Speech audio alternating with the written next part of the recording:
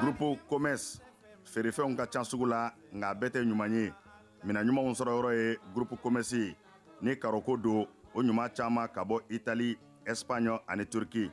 Karo minnu ti nɔ u ti koyokoyo effort ka pɛrɛn n'an ye karo ko k'u jɛ an bɛ don salon kɔnɔ groupe commerce ko salon dafalenw a fitini fɔ belebeleba u n'u fauteuil kolo gɛlɛnw ɲɛ min ka di aw ye fauteuil minnu damu ka bɔ salon na masiriw ka bɔ Turquie u cɛ ka ɲi wa u sɔngɔ ka di n'an bɔra salon na an bɛ don siso kɔnɔ sokɔnɔ a n'a nɔfɛminɛnw li minnu sanfɛ sunɔgɔ ye damu ye ni nimisa t'a la ka da ka suna ka fa ka wuli ni farifoni ye k'i ka sokɔnɔna k'i sago ye liko la ASC groupe commerce la.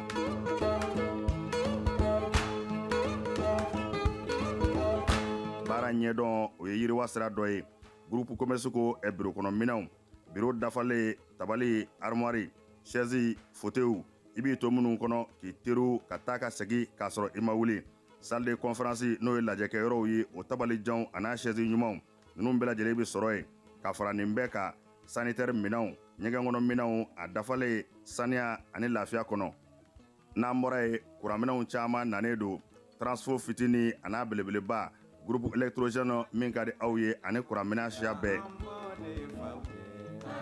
Groupe commerce la minɛnw ka ca nka sɔngɔ man ca groupe commerce bɛ Amdalaye ACI 2000 bibliothèque nationale tɛmɛnen kɔ ka tɛmɛ palais des sports la ka dɔɔnin kɛ i kini fɛ groupe commerce a tɛ dogo la maa dɔngɔ bɛ yɔrɔ min i bɛ yen de sɛgɛrɛ groupe commerce.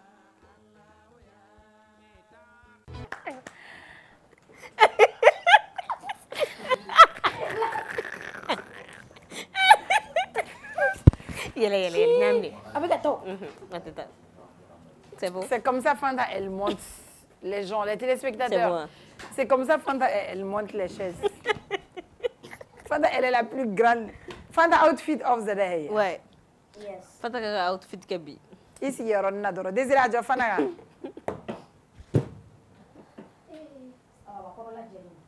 C'est le méga testé.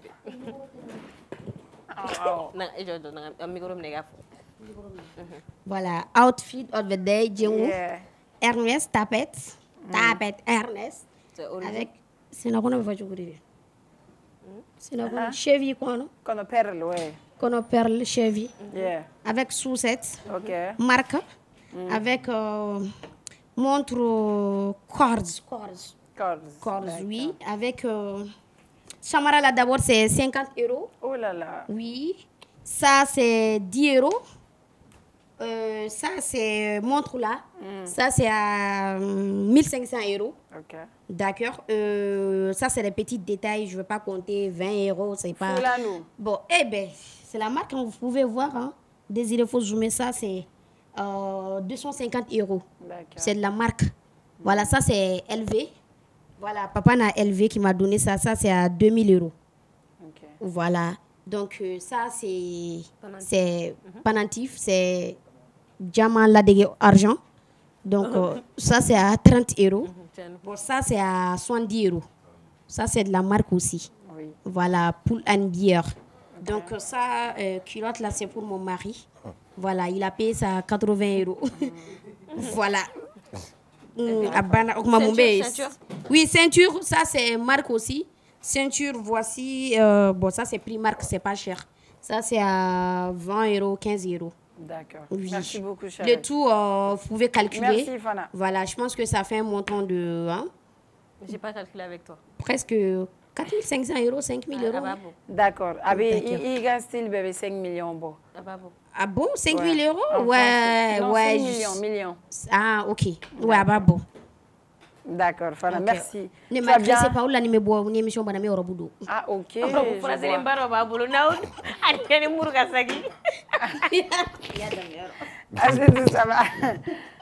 Tu vas bien? Ça va très bien. Et le week-end, ça a été? Ça s'est bien passé. Hein? D'accord. On va vers les hommes. Madou, ça va? Ouais, je vais bien. Tu as fait quoi de bon? J'ai rien fait de bon. J'étais à la maison, j'ai passé le week-end à la maison. Et ma bonne chouro, il m'a bon. Zouzou? Non, ma bonne. Ah, ma bonne? Et ma bonne, vendredi, samedi? Juste, je suis passé causer avec un ami, Marley. Invité Ivoirien. D'accord, donc tu étais avec Marley. J'étais avec Marley. Ok, Bidou, tu as fait quoi aujourd'hui? Aujourd'hui, je suis parti, j'étais à Koulikoro, je suis parti rendre visite à un grand frère. D'accord, Marley. Voilà, à Koulikoro. Ok, merci. Bon début de semaine à toi. Merci. C'est tout, ça va? Tu as fait quoi de spécial? Ça va, je vais bien. Je te vis au restaurant. Non, j'étais à la maison. D'accord. C'était bien à la maison? C'était trop bien. Le resto. Je ne suis pas sortie. Ok. Écoutez, il m'a revu comme il m'a joué. Fana, ça va? Oui, ça va. Tu as passé un bon week-end? Oui, à la maison, au calme, voilà. Et à la maison. Et il fallait que me boive la samedi chou. Coco à la maison. Ces choses-là, c'est pas trop là. Non, mais c'est pas cool comment? On t'a vu avec Bana? D'accord. Il dit on a vu le vlog sur TikTok. Oui. Ça, je l'ai dépouillé à Blatindron.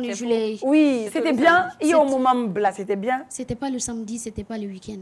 C'était le vendredi alors? Non, c'était un jour comme ça et voilà. Ok, d'accord. Moi aussi, j'ai passé un très bon week-end. J'ai passé une très bonne journée aussi. Merci. Youssouf, ça va? Oui, c'est un cadeau. Merci, chérie. Par qui? C'est un cadeau spécial. Administrateur secret? FBI secret. Ouais, FBI, tu vas bien? Ça va. Ougen Djara. Oui, week-end. Madame Doum. Bah, j'étais à l'âme. Madame Novea. Rol blala.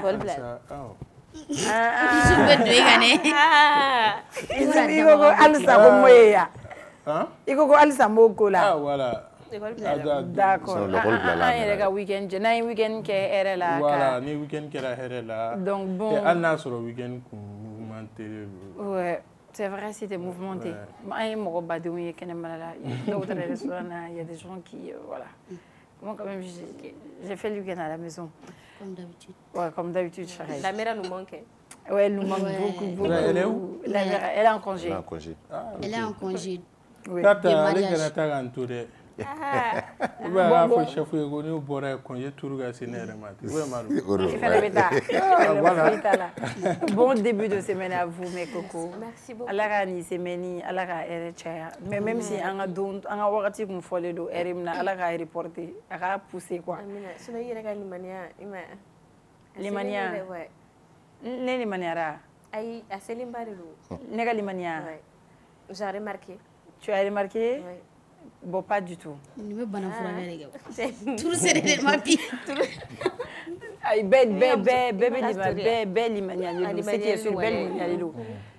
D'accord, on est lundi 11 août, c'est ça? 2025, oui, bonsoir et bienvenue sur le Club Plaisir à nous la télé. On va donner les bolelos qui sait. Après, on va parler des sports aujourd'hui. Et juste après ça, on a un invité. Non, fanade. C'est comme ça. Non, fanade. Ouais, Anara Rasta. Aga café bigable. La forme na kosebe. On a aimé. Il y a des gens au Louban en suit régulièrement. Même si on a un problème technique, imagine que la télé là. Ou bien ça vous êtes où, vous êtes où, vous êtes où. Et puis en B, ni travail au Békling, Alkila, nous ni Eben Iram Nob, ne to be BMS là, ok. Ne bois donc tu vois, ok. Bébé n'est la Fanadou et à la tapili avec sa belle voix. Wallahi, Mousso qui quand kadaï, surtout quand tu lis. Oui. Madou, Kosebe Barbe Madou là, Madou est vraiment sage et tout. Mais quand tu vas aller dans le banc Madou là quoi. Ah ben je vous fana quand fana te changer. Quand fana be question nous poser. Quand ama adwa dare nous on fana na ka question mais na territoire. Donc ami do ama en l'aile barabe fo en kadou barabe. Surtout à Djema. Quand j'étais à Koulikoro aussi aujourd'hui, doit fin de fana foyer ka kofe mikla go fie. Voilà quand les bancs suit, il fin de fo ko nga fie. Après l'émission. Voilà, Dieu era ka ko be SR là surtout faran tuwaranke nu. Mu kile ga message ci ne ma ko Dieu nga numéro dia. Uta fa ga numéro dia. Fana fulero. Fana ebe nga numéro dia. Mu la fo kana dire ne chewe jimi. D'accord, en tant que bololo qui c'est là, un bololo qui c'est follow au mandi quoi. C'est pas une bonne nouvelle, mais amagé un jamana, agera un dafé jamana de la boutique Numani, la merveille, elle était tellement belle. Un y'a posté, on m'a dit ni mon bana, il veut se balga, a fait un bay sur TikTok. Regardez sa beauté. Et tu as dit ça là. O tun bɔra a n'a teri de kun an ye min mɛn an ye kunnafoni min mɛn kunnafoni kun fɔlɔ ko k'a n'a teri de kun taara boîte la donc ye fɛn min taw min u ye fiyɛtaw fiyɛ u magara kuntanfɛn ninnu na donc ko cɛ dɔ tun y'ale approché ka baro k'a fɛ i n'a fɔ teriya la en mode ok an bɛ taa karisa to on va pas la déranger to a ye mɔgɔ sɔrɔ mais ko in yɛrɛ kun fɛn ma yɔrɔ jumɛn ale furulen don. Elle est mariée, elle a un petit garçon, un tout petit garçon, donc tiens kundeya. Donc on a été au bora ou la coupe ta boîte là. On a été au bora ou la ta boîte là c'est ça non. Au lieu taraka ou ani au tiens kilento. Donc tout juste après où y a mec a foko deni ngoni ala ka kalifa minala. Ay do ko overdose ou tu aurais faut kay overdose reke. Mo do fene ko tiens ngoni sirama ko elle a été violée par plusieurs hommes et on dit en effet son mari était en voyage. Elle a décidé d'aller rejoindre ses amis dans un endroit calme. N'ayant pas un système humanitaire solide, elle était en proximité d'alcool et de drogues dures. Après avoir consommé, elle a succombé. Mais après,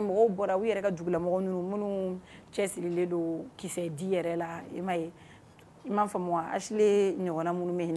Au lieu de vous non, elle m'a overdose, qu'elle a été violée, battue, assassinée.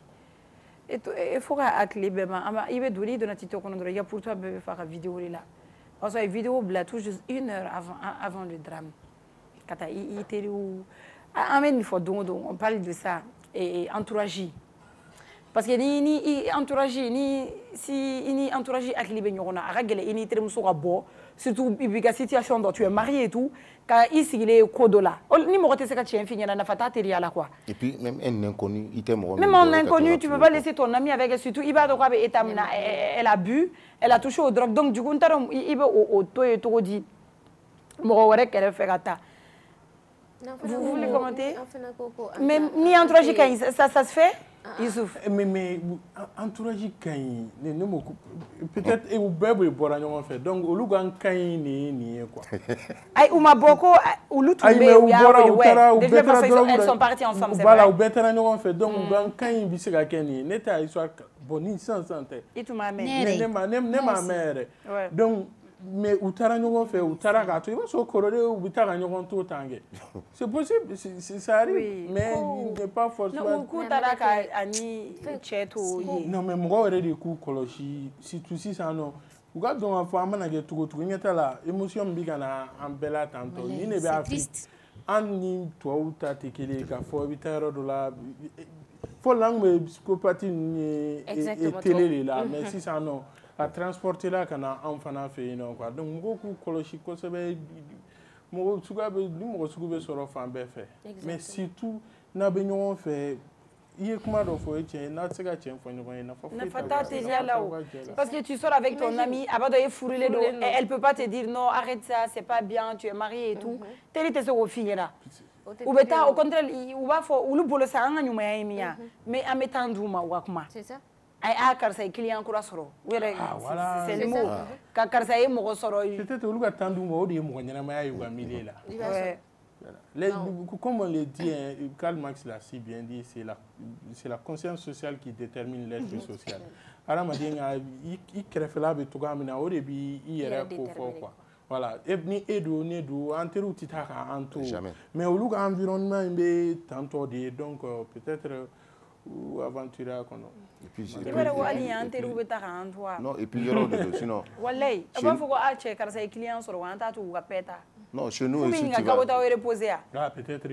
tu ne vas pas voir une femme mariée chez nous ici, Malala, qui a ta boîte là. Ça arrive. Non, ça arrive, mais c'est rare. Nous sommes fourrés qui ta boîte là, na chete, ani mo. Kasoro cheti go. Ka gele, yeli ka gele on fait quoi. Desane, au marale ko conscience ba de ba aula. C'est tout. Chez muso furule ou be boîte kono vendredi chou au chou. Uni chéo be ɲɔgɔn sɔrɔ o boîte kelen in de kɔnɔ. Donc nous sɛgɛnna o b'a sɔrɔ cɛ sɛgɛnna. aw ye ɲɔgɔn ta yɔrɔ minɛ i bɛ taa cɛ tɛ se k'a fɔ ko kana taa muso furulen parce que aw bɛ ɲɔgɔn ta boîte da la aw bɛ numéro échange a bɛ kɛ furu ye o y'a sɔrɔ cɛ bɛ so i cɛ dɔw ka sira t'a la e bɛ ka taa ale fana o b'a sɔrɔ ale bɛ ka dɔ yɛrɛ so a to a kɛ i bɛna sɔrɔ a y'i ka so kɛ baramangamani ye e bɛ t'i ta la ale fana b'a ta sigi so e bɛ bɔ dɔrɔn e bɛ barikoni sigi mɔgɔ bɛ don dɔ bɛ na heure dɔ la yanni i ka sigi o b'a sɔrɔ mɔgɔ fila bɛɛ a dun bɛ digi aw la mun na ni dɔ ko ko i cɛ ni ale e bɛ k'i kun biri o fɔ mun na i ba ni muso o fana ye sujet wɛrɛ non parce que ne environnement perverti la ka se fo nin yɔrɔ ma tout peut rentrer dedans quoi da yɛlɛnna ka ban quoi ni cɛ bɛ a muso to yen a ka taa npogotigininw furulen o caman yɛrɛ maintenant an tɛ se ka fɛn caman si i b'a dɔn ko o de kama a bɛ fɔ quoi ni fɛn dɔw bɛ yen nɔ surtout au jour d'aujourd'hui bibi na maramaden yɛrɛ de ni ye min ye i y'o de ye quoi parce que an b'a fɔ ko anw bolo ko fɔlɔ furu tun ye min ye fɔlɔ relation tun ye min ye fɔlɔ hadamadenw tun ye min ye maintenant c'est diamétralement opposé à ça i bɛ taa sɔrɔ i n'a fɔ Djemu ye min fɔ nin ka cas filɛ ne par exemple ni conscience yɛrɛ tun b'a teriw la n'a y'a sɔrɔ ko a furulen tɛ fɔlɔ là d'accord u tun bɛ se k'a to yen a y'a n'a furulen non exemple de don ale tun bɛ se k'a to yen mais par exemple si elle était mariée k'a fɔ ko aw bɛɛ y'a dɔn k'a fɔ a furulen don ala ni aw y'a ye a bɛ ka taa sira dɔ fɛ dɔ bɛ sɔrɔ k'a fɔ karisa e tɛ se ka nin kɛ parce que e furulen don dɔ bɛ sɔrɔ k'i bɔ sira dɔ kan quoi donc mɔgɔw kan ka i ka kɛrɛfɛ mɔgɔw jateminɛ kosɛbɛ kosɛbɛ et puis an b'a ye k'a fɔ ko même chez nous ici mɔgɔ caman bɛ don pétrin caman na a n'i ka kɛrɛfɛ mɔgɔw sen bɔ a la a tɔ b'a dɛn parce que olu de bɛ ko tɔ ja i bolo u tɛ se k'a f'i ɲɛna karisa e man ka nin kɛ e man ka ye nin na o de kama a bɛ fɔ i yɛrɛ ka kuma hali o donna an bɛ jeliya ko kuma ne ko ala ni zon bɔra kaso la ko jeli b'a fɔ ko i fa ka ɲi ba ka ɲi i bɛ taa i bɛ taa k'a sɔrɔ zon de don a ye min kɛ ka don kaso la bɛɛ b'a dɔn mais pour que jeli t'a sigi ka ci tigɛ a dama parce que jeli natalen don fɛn dɔ la o a bɛ teri ninnu fana kɔnɔ caman n'u y'a f'i ɲɛna karisa nin dabila peut-être e bɛna nin kɛ e bɛ to ka fɛn min dɔn ou bien aw bɛ cogo min na peut-être c'est comme ça mais i n'a fɔ fana ale fana ye ale fana ye min fɔ c'est ça surtout ninnu fana ka pays la sinon olu kan ka se ka identité dɔn ani mun sigilen don a ka environnement i y'a fɔ cogo min kɛ c'était pas une première don bɛɛ ye zon ta ye don de ye kotigi ta ye sisan dɔ bɔ il y a eu un monsieur qui est sorti o bɔra o élève kɛ o ko n'a fɔra an ye tantɔ ko n'a fɔra ko mɔgɔw bɛ boîte kɔnɔ mɔgɔw juger quoi genre ko nin bɛɛ b'a la il y a des filles olu bɛ taa boîte la wakili b'u yɛrɛ olu bɛ taa juste pour l'ambiance la fête u b'u ka dɔn kɛ u bɛ taa so mais dɔw fana bɛ taa minnu tɛ temps sɔrɔ ka bɔ accès tɛ minnu bolo ka bɔ kɛnɛma muso furulen ka mun ye bi non pas muso furulen pas que muso furulen hali muso furubali a bɛ daminɛ janni ka furu de ye mɔgɔw ta kun tɛ kelen dɛ i bɛ dɔw sɔrɔ olu bɛ t'u ka show de kɛ boîte kɔnɔna na u bɛ ambiance kɛ mais il y a des filles aussi n'olu taara elles sont tentées i b'a sɔrɔ u bɛ t'u sigi dɔ kɛrɛfɛ u b'a fɔ i se a nɛnɛ dɔɔni sa foyi t'a la sa a nɛnɛ u bɛ ɲɔgɔn la nɛnɛ dɔw o tɔ la fo kɔnɔ bɛ kɛ baroba ye fana y a beaucoup de choses ala muso furulen dɔw fana bɛ taa boîte kɔnɔ i bɛ taa sɔrɔ fana olu fana bɛ baara wɛrɛ de la entre temps o fana ɲɛnabɔ yɔrɔ n'o rendez-vous kɛ yɔrɔ fana ye yen olu fana bɛ t'o ɲɛnabɔ n'u tilala dɔrɔn u b'u ka sira minɛ o fana bɛ taa so mais ni boîte kɔnɔ bruit la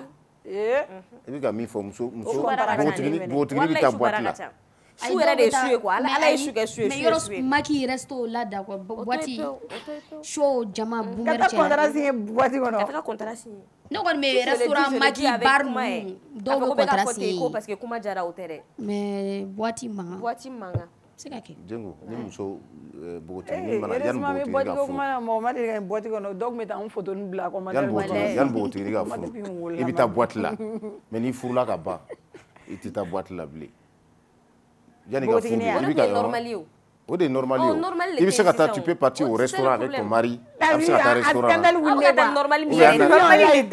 recipe en live u cɛ bɛ ka boîte kɔnɔ mɔgɔ bɛɛ gosi denni dɔ sina ka yɛlɛ ten k'a bɛ na o kama ko k'olu tɛ taa o kama dɛ k'olu bɛ t'u ka fête n'u ka dɔnni la ala kun kana yɛlɛ live bɛ tigɛ yɔrɔ o y'a sɔrɔ u y'a photo bɛɛ labɔ a ka compte kɔnɔna na k'a gulo ɲɛnama ne ko i tɛ to i ka dugumana na i bɛ tigɛ boîte la n'i tɛna foyi bɔ la denni kun sara a sakuma de sera a taara a ka ci la va t'amuser, c'est ton problème en tout cas en réalité.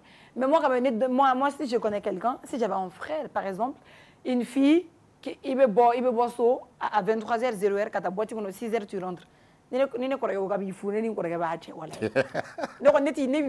moi, ça me dit rien. Moi, je te souhaite une très bonne soirée. Amuse-toi bien. Il m'en faut moi, profite de la soirée et c'est ta vie après tout. Donc, il faut que je me boîte qu'on juger, parce que ça c'est pas du tout vrai. Il me tout ambiance là, ou tout jala, ou tout photo, donc il doit déstresser quoi. Le fait de sortir ka bogata, ou il faut que vous déstressez. Il y a des gens calmes les calulués. Bada. Ah!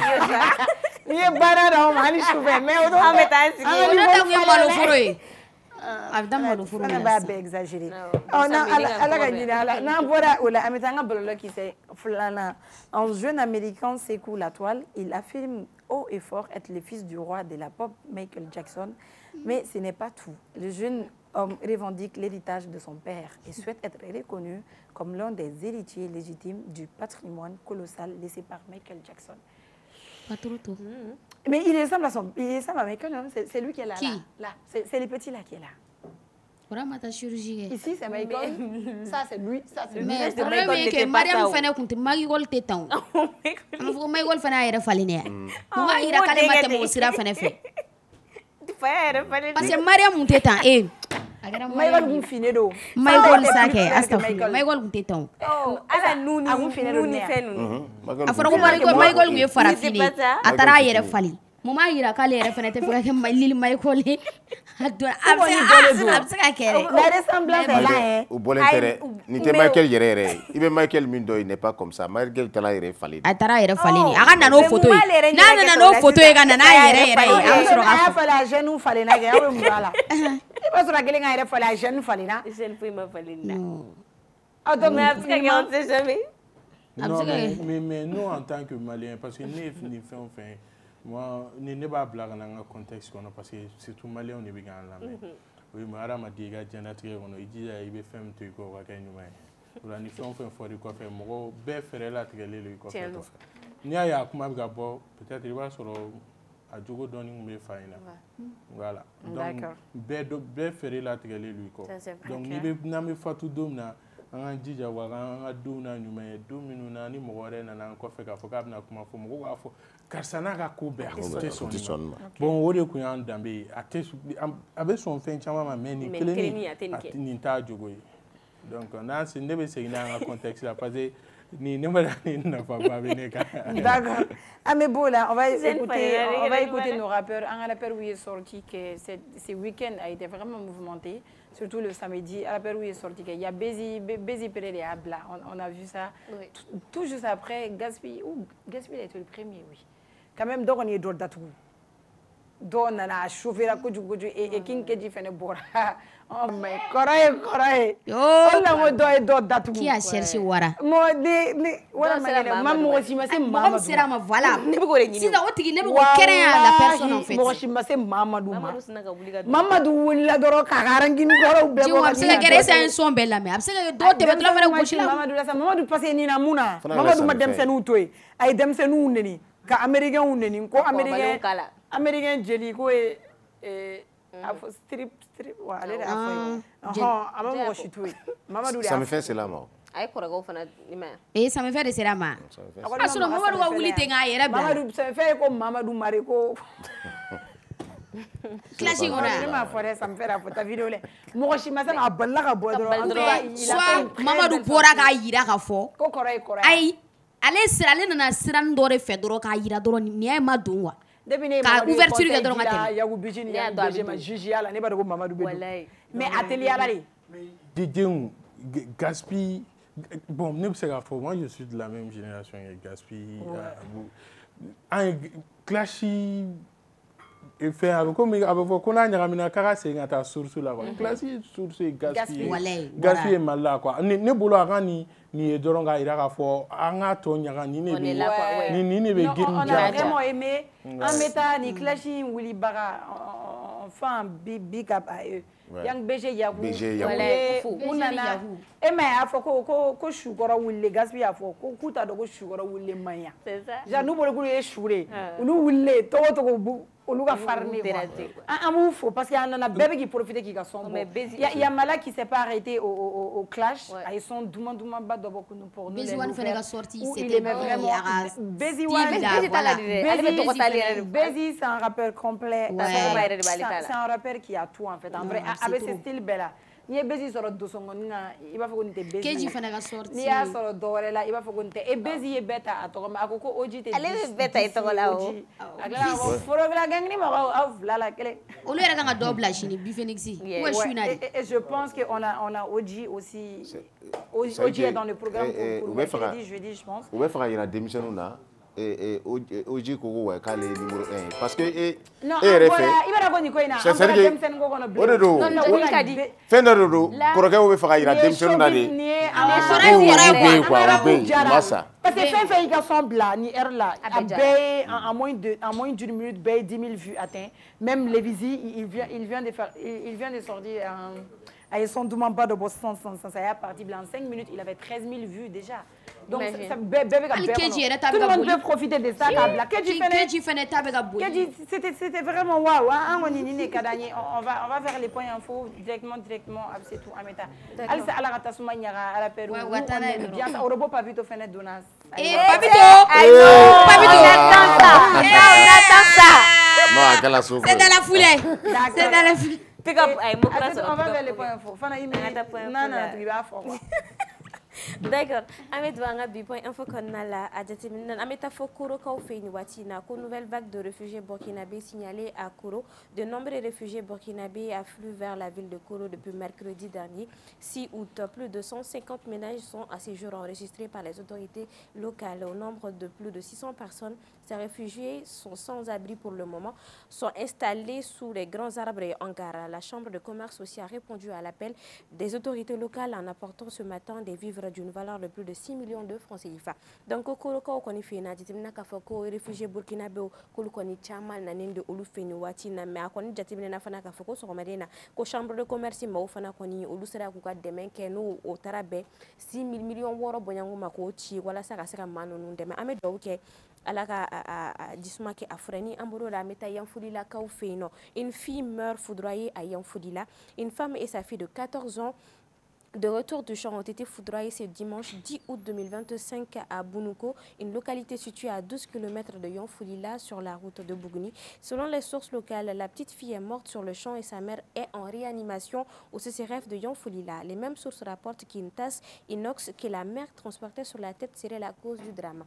Donc Yanfolila ko koni feno ko demsani do koni bonena anina ma jitemina ka fako ani abare kumeka bo furula nyogo futa toso mais ko ko woni be koni soro la ka soro ko tasa inox lama dɔ de kun bɛ ba in bolo san kɔrɔla la san bɛ ka na donc kun bɛ ka bɔ furu la ka taa so donc foudre o de sɔrɔ den kɔni o sara o yɔrɔ la mais ba ale bɛ wagati yɔrɔ min na bi ale bɛ Yanfolila CCRF la réanimation na an bɛ dugawu kɛ Ala ka a yɛrɛ ɲuman wuli ni an bɔr'o la an bɛ to Bamako kɔnɔna la incendie à l'aéroport de Bamako des dégâts matériels mais pas de victimes. Un incendie s'est déclaré hier dimanche 10 août vers 17h dans les locaux de Mali Catering SA Server, une société de restauration aérienne située à l'aéroport international du président Modibo Keïta.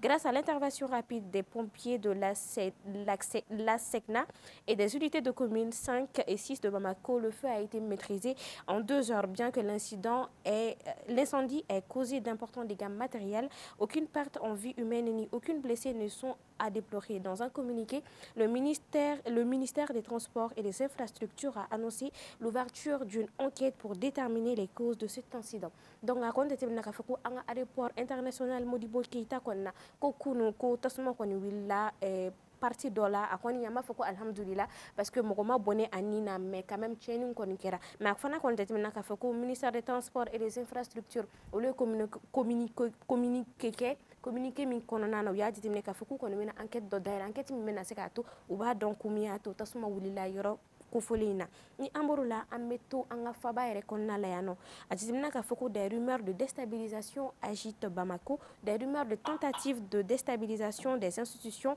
de la transition sont largement relayées depuis le week-end sur les réseaux sociaux. Des spéculations qui ont fait l'état d'arrestation de plusieurs officiers sans plus de précision suscitent de nombreuses interrogations. De quoi s'agit-il? Un complot majeur ou d'une simple enquête disciplinaire? La question reste posée. Malgré ces bruits de couloir, la capitale malienne a conservé son calme ce lundi. Les activités se déroulent normalement et la population vague à ses occupations. À l'heure actuelle, aucune déclaration officielle n'a été faite par les autorités pour confirmer ou démentir ces informations. Donc, ayen ka fako weekend ngon konna la ko kino fun chama dirama kuna furi mun konna la fora ko madaw ko lu koni minena koni konna la fora fana ko manu nun koni kumefenga anga frontière fanga tiglamo kulu déstabiliser mais en koni bibina ina fo ame hermine na fo bibi lundi depuis dugu jara atitina ka foko be kon tari ka barala ina foko femake anya yi fana ama communiquer fana anga autorité mo fait pour que ka fo anya na soro information no ni tienne do be ni galono do donc ami do ke ala ka jisuma ka frère merci beaucoup Fantani amboro la metanga bi point info la ameta indicateur du renouveau sans fait oduna anani akuma ino kera vendredi Diamond Sema Mali SA plus de 200 employés en chômage technique après l'attaque terroriste. Ni Amboro la met un nouvel horizon sans fait. Au lieu de suspicion de bruit de bottes à Bamako, des réseaux sociaux s'enflamment et annoncent des arrestations de militaires pour tentative de coup d'État. L'état-major général des armées toujours silencieux. Orianga bi information Youssouf, bonsoir. Oui, bonsoir. Youssouf, antara semaine temenian ni akuma ya kufara ko Diamond Sema moko koni ko attaque terroriste mu kera ulufino ka kera sababu ka to ku ka barake madama kulutara chômage là am sika mun soro information to wala. Oui, et attaque terroriste kera Kaimara konnara na kera attaque simultanée le 1er juillet temeni kalo temeni clé folo mi attaqué à Magouli et Diamond Sema sigoro amo auto. Donc a kɛra sababu ye ka usine yɛrɛ jenna baarakɛlaw bilala chômage technique la parce que baara bɛ kɛ ni minɛnw de ye ni minɛnw tɛ yen nɔ a ka gɛlɛn baara ka kɛ donc baarakɛyɔrɔ ɲɛmaw olu ye a ɲɛfɔ min ye baarakɛdenw ɲɛna k'a fɔ u bɛ taa chômage technique la mais o chômage technique in kun kan ka kɛ kalo 3 chômage technique a yiral'u la k'a fɔ k'u bɛ taga o la yanni baaraw ka segin a daminɛ tuguni usine kɔnɔna la parce que nin wagati in na bɛɛ lajɛlen b'a dɔn ni usine sigili ka nɔgɔ ni ka segin a sigi tuguni parce que i bɛ tila usine sigili la ka sɔrɔ ka baarakɛlaw wele mais nin wagati in na ka usine jeni ka mɔgɔw to a kɔnɔ o kɛra gɛlɛyaba ye min ye usine baarakɛlaw ma maa 200 bɔ ɲɔgɔn kɔ olu kɔni ye u ka baara olu y'o perdu an bɛ se k'a fɔ ten tɔ u taara congé la mais u yɛrɛ fana min ye kalo tɛmɛnen kɔnɔna la n'o ye juillet kalo ye u y'a ye k'a fɔ k'u ma u ka sara sɔrɔ donc u ye lettre kɛrɛnkɛrɛnnen kɛ k'a ci min ye Kayi directeur régional du travail ma k'a fɔ a ɲɛna ko u ka baarakɛ ɲɛmɔgɔ k'a ma u sara donc o min kɛra donc u b'a f'u ka lettre kɔnɔ k'a fɔ ko min ye baarakɛyɔrɔ ɲɛmɔgɔ tun y'a yir'u la k'a fɔ k'u bɛna taa kalo 3 congé technique min na ko u bɛ sara o kɔnɔna la ko mais ko o layidukan min fɔra k'o ma bɔ a sira fɛ donc fo ka taa se nin wagati ma baaraw kɔni ma segin a daminɛ parce que baarakɛlaw yɛrɛ ka fɔ la an yɛrɛ na dɔw kuma na min ye hali yɔrɔ yɛrɛ ka segin ka kɛ baara yɔrɔ ye tuguni o baaraw ma daminɛ fɔlɔ parce que a ka gɛlɛn bɛɛ b'a dɔn k'a fɔ Kayi sira accès bɛ cogoya min na ani nin wagati in na fɛn minnu kɛra sababu ye ka attaque fɔlɔ in kɛ bɛɛ lajɛlen sirannen don k'a fɔ baara bɛna daminɛ wagati jumɛn kɛrɛnkɛrɛnnen na ni baara dun fana ma daminɛ joona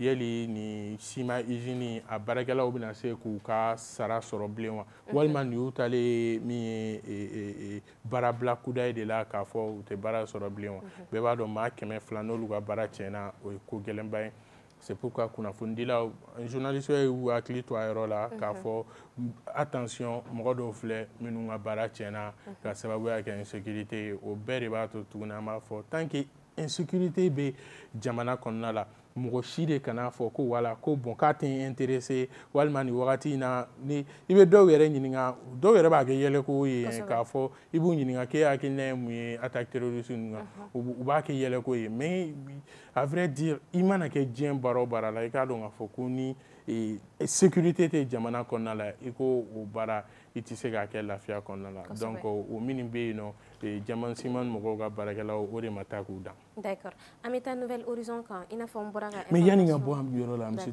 tu me permets aka gelen fana ga foko bara yoro min be no sam mugan sam bisaba ke o bara be jo kalo kelen doron etise ki ga bara gala o sarabli c'est très difficile à comprendre ça aussi. D'accord. Voilà. Donc espérons que be éclaircissement wara di ama akola.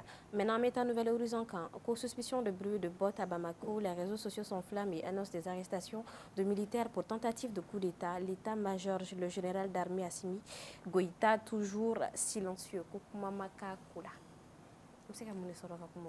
Bon, et samedi do il va faut malin fan chama ya me to gamina ka fo ko mi rumeur u borane ka fo ko mi mado minena ma bisabani doni a bela jele surasila kai ka fo ko olu minena ni wakati na jamana ɲɛmɔgɔw fɛ k'a fɔ ko fanga dafiri kun ko b'u kɔnɔ u y'a laɲini ka fanga dafiri n'a fɔra tentative dɔrɔn wɔrɔ k'a ma se ka kɛ de donc o min kɛra a yirala k'a fɔ ko jalatigiba dɔw b'a la an tulo bɛ i b'a fɔ le général de brigade Nema Sagara ale ye musolaka ye musolaka min n'an b'a dɔn depuis san caman reconquête kuma ninnu a dɔnna kosɛbɛ o wagati y'a sɔrɔ colonel kunu bon o kɔfɛ min ye général Abbas Dambele tɔgɔ bɛ ka fɔ ale kun ye Mopti gouverneur kɔrɔ ye ale welela sisan ka segin ka na min ye état-major la o bɛɛ lajɛlen na an y'a essayer ka a ɲɛɲini parce que ni nin kuma sugu fɔra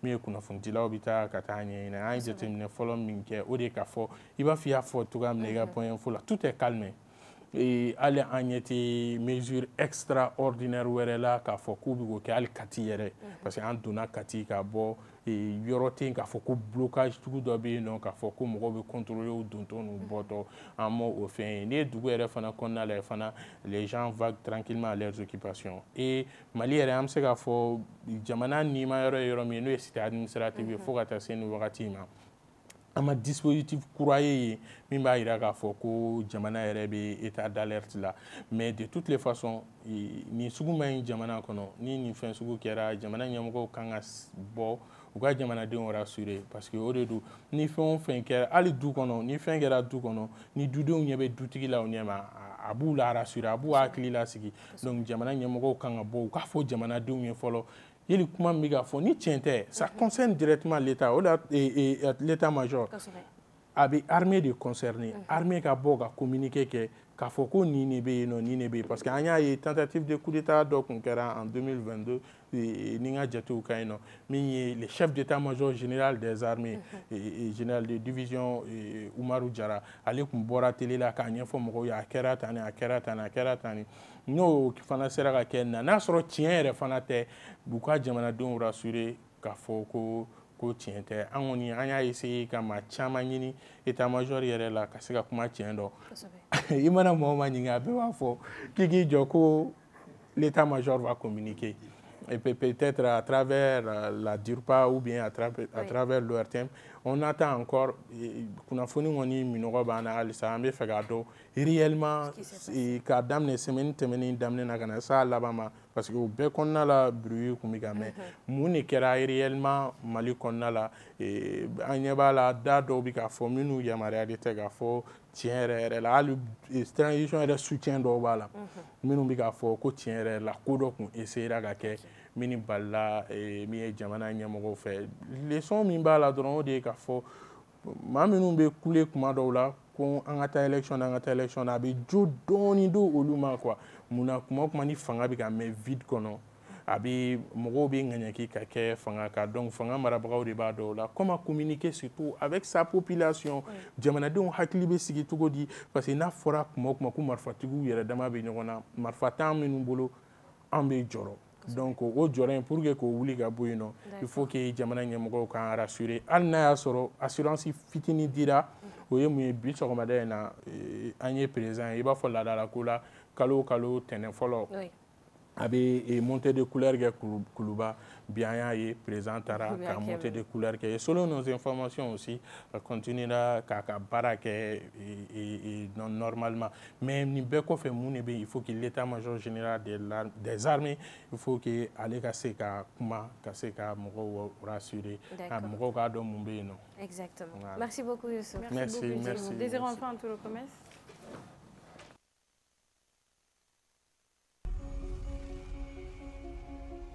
kabini bila kote bɛɛ lajɛlen mi wasa do te la denmisɛn maakɔrɔ an ka ɲɛnajɛ yɔrɔw la jama mana kago yɔrɔ yɔrɔ sanko gɛrɛnw na tb nka te mun bɛ labɛn kabini foro kɔnɔ te mun bɛ suganti ni siniwaw yɛrɛ b'a sɛnɛ u ka foro dabakanaw kɔnɔ kulu sanfɛlaw la fɛnɲɛnɛma ti don a la ka protéger ka lakana a sɛnɛnen kɔfɛ k'a di te dɔmanganaw ma u k'a nɛnɛ sani a ka cari diɲɛ fantan naani bɛɛ lajɛlen fɛ o te hɔrɔn lakika nunu cɛla te aksa b'a la te aksa ni te min sɔrɔ bi an fɛ mali kɔnɔ groupe abbd fɛ yen nɔ badalabugu commissariat 4e arrondissement kɔrɔ kɛrɛfɛ dɔgɔdɔni sani ni bakurunba sani a bɛ se ka wasa don a la a ye butigitigi ye alimentation tigi a ka d'aw ye ka te aksa san k'a feere a ye wulaw ka se groupe abbd la wa bɛɛ bɛ se k'i wasa don a la sabula a ka ɲi buna adamaden ma a b'i fari kɛnɛya ka nimisi wasa d'i ma tile kurukara bɛɛ lajɛlen na dɔgɔdɔgɔ sani fara bakuruba sani kan ni aw mago b'u la aw bɛ se k'u lasɔrɔ groupe abbd badalabugu 4e arrondissement kɔrɔ kɛrɛfɛ walima aw bɛ se k'u wele u ka nɛgɛjuru sira la 73 91 91 91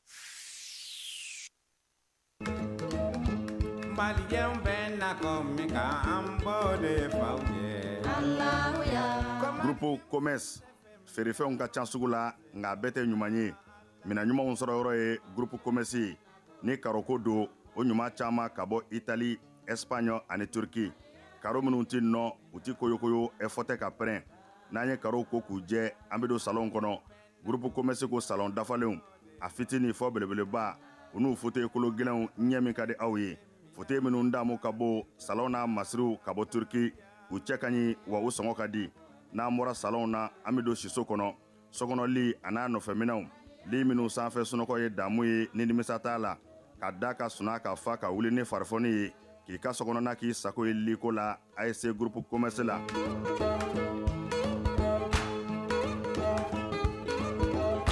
baara ɲɛdɔn o ye yiriwa sira dɔ ye Grupo Commerce ko biro kɔnɔ minɛnw biro dafalen tabali armoire chaise fauteuil i b'i to minnu kɔnɔ k'i teriw ka taa ka segi k'a sɔrɔ i ma wuli salle de conférence n'o ye lajɛkɛyɔrɔw ye o tabalijanw a n'a chaise ɲumanw ninnu bɛɛ lajɛlen bɛ sɔrɔ yen ka fara nin bɛɛ kan sanitaire minɛnw ɲɛgɛn kɔnɔ minɛnw a dafalen saniya ani lafiya kɔnɔ n'an bɔra ye kuranminɛnw caman nanen don transfo fitini a n'a belebeleba groupe électrogène min ka di aw ye ani kuranminɛn siya bɛɛ kabini bila kote bɛɛ lajɛlen mi wasa do te la denmisɛn maakɔrɔ an ka ɲɛnajɛ yɔrɔw la jama mana kago yɔrɔ yɔrɔ sanko gɛrɛnw na tb nka te mun bɛ labɛn kabini foro kɔnɔ te mun bɛ suganti ni siniwaw yɛrɛ b'a sɛnɛ u ka foro dabakanaw kɔnɔ kulu sanfɛlaw la fɛnɲɛnɛma ti don a la ka protéger ka lakana a sɛnɛnen kɔfɛ k'a di te dɔmanganaw ma u k'a nɛnɛ sani a ka cari diɲɛ fantan naani bɛɛ lajɛlen fɛ o te hɔrɔn lakika nunu cɛla te aksa b'a la te aksa ni te min sɔrɔ bi an fɛ mali kɔnɔ groupe abbd fɛ yen nɔ badalabugu commissariat 4e arrondissement kɔrɔ kɛrɛfɛ dɔgɔdɔni sani ni bakurunba sani a bɛ se ka wasa don a la a ye butigitigi ye alimentation tigi a ka d'aw ye ka te aksa san k'a feere a ye wulaw ka se groupe abbd la wa bɛɛ bɛ se k'i wasa don a la sabula a ka ɲi buna adamaden ma a b'i fari kɛnɛya ka nimisi wasa d'i ma tile kurukara bɛɛ lajɛlen na dɔgɔdɔgɔ sani fara bakuruba sani kan ni aw mago b'u la aw bɛ se k'u lasɔrɔ groupe abbd badalabugu 4e arrondissement kɔrɔ kɛrɛfɛ walima aw bɛ se k'u wele u ka nɛgɛjuru sira la 73 91 91 91 Malien ben na komi ka ambo de fauye Grupo Commerce feerefɛnw ka ca sugu la nka bɛɛ tɛ ɲuman ye mina ɲumanw sɔrɔ yɔrɔ ye Grupo Commerce ni karoko don o ɲuman caman ka bɔ Italie, Espagne ani Turki karo minnu ti nɔ u ti koyokoyo fɔ tɛ ka pɛrɛn n'an ye karo ko k'u jɛ an bɛ don salon kɔnɔ Grupo Commerce ko salon dafalenw a fitini fɔ belebeleba u n'u fauteuil kolo gɛlɛnw ɲɛ min ka di aw ye fauteuil minnu damu ka bɔ salon n'a masiriw ka bɔ Turki u cɛ ka ɲi wa u sɔngɔ ka di n'an bɔra salon na an bɛ don siso kɔnɔ sokɔnɔli a n'a nɔfɛminɛw li minnu sanfɛ sunɔgɔ ye damu ye ni nimisa t'a la ka da ka suna ka fa ka wuli ni farifoni ye k'i ka sokɔnɔna k'i sago ye liko la a ye se Grupo Commerce la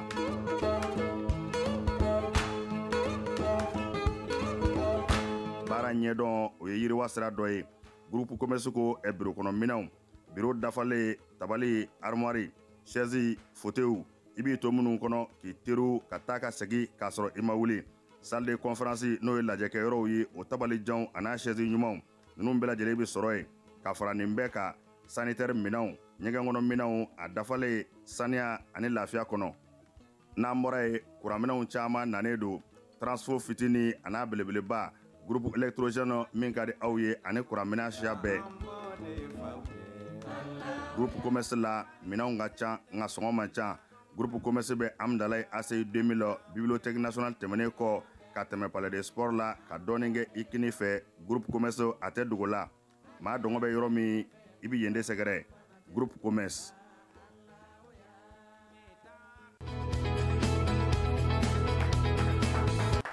Voilà, on est de retour pour la deuxième partie de cette émission. Là, on va s'entraîner, on va faire un peu de sport. Oui. Information, on va faire un peu de sport, on va chanter, on va danser, on va rapper, on va jelliter. D'accord, il n'y a pas de souci. Donc, au Tagouflana, on a coach Oumar Diakité avec nous, le coach le plus frais. Coach, il va son coach qui a salvé marcher. Moi, tu as son coach qui est là, où est Fana? Bonne salle munke. Olu tante bula. Sinon il veut se sport qui Abidjan. Ne ma kere mais a courage ko le quoi. D'accord, chérie. Coach ça va? Merci beaucoup. Ça va bien. Bon, alhamdulillah, ça va. Coach Fana veut se sport. A faire sport de bébé se faire. On m'a la taille go le sport là. Ni kaba ko ke dai. Coach fait un kurunia. Coach Kuruni, Coach Kuruni, Kuru ma fait gagner karaté. C'est nous. Coach Sourmane, moi. Ça va, quand bébé? Bien, alhamdulillah, ça va. Ok, coach, quand tu es sport du mec. Bon, on est fitness de quai. Et sport de maintien de quoi. On m'a fait mon sport de maintien. D'accord. Donc généralement en beau de quai, salle qu'on a là. Ami coach de pays de la Faba Singeta, Fabio Squatige. Oui. Boarabai. Ay coach bonite, coach mon boara bonite. Sud-africain. Sud-africain. Mais c'est vrai que coach est sport beau forme du moment. Bien sûr. Sport be boara beaucoup sobe. Avec forme beaucoup sobe. On va tiens mon ma ko lu ka fait solution du boara kana bo. Non, ça dit à sport modèle levé non quoi. Ni be fait fessé ka bo. Tu travailles les fessiers. Tiens pour vraiment. Parce que va que donc à jura aller là. Voilà, jura aller là. Parce que mon coach à l'arrêt. Voilà. D'accord. Quand ça se passe comment à la salle? Avec Tchaouni Mousso Béré entraîner. Oui, Chambé Tchaouni Mousso Béré entraîner à Nidemsenou. OK. Ali Mogoroba les personnes âgées en Bolou il y a pas différent d'âge quoi. Oh mais mais ko salle na. Ko musulmani do wita Tchaouna.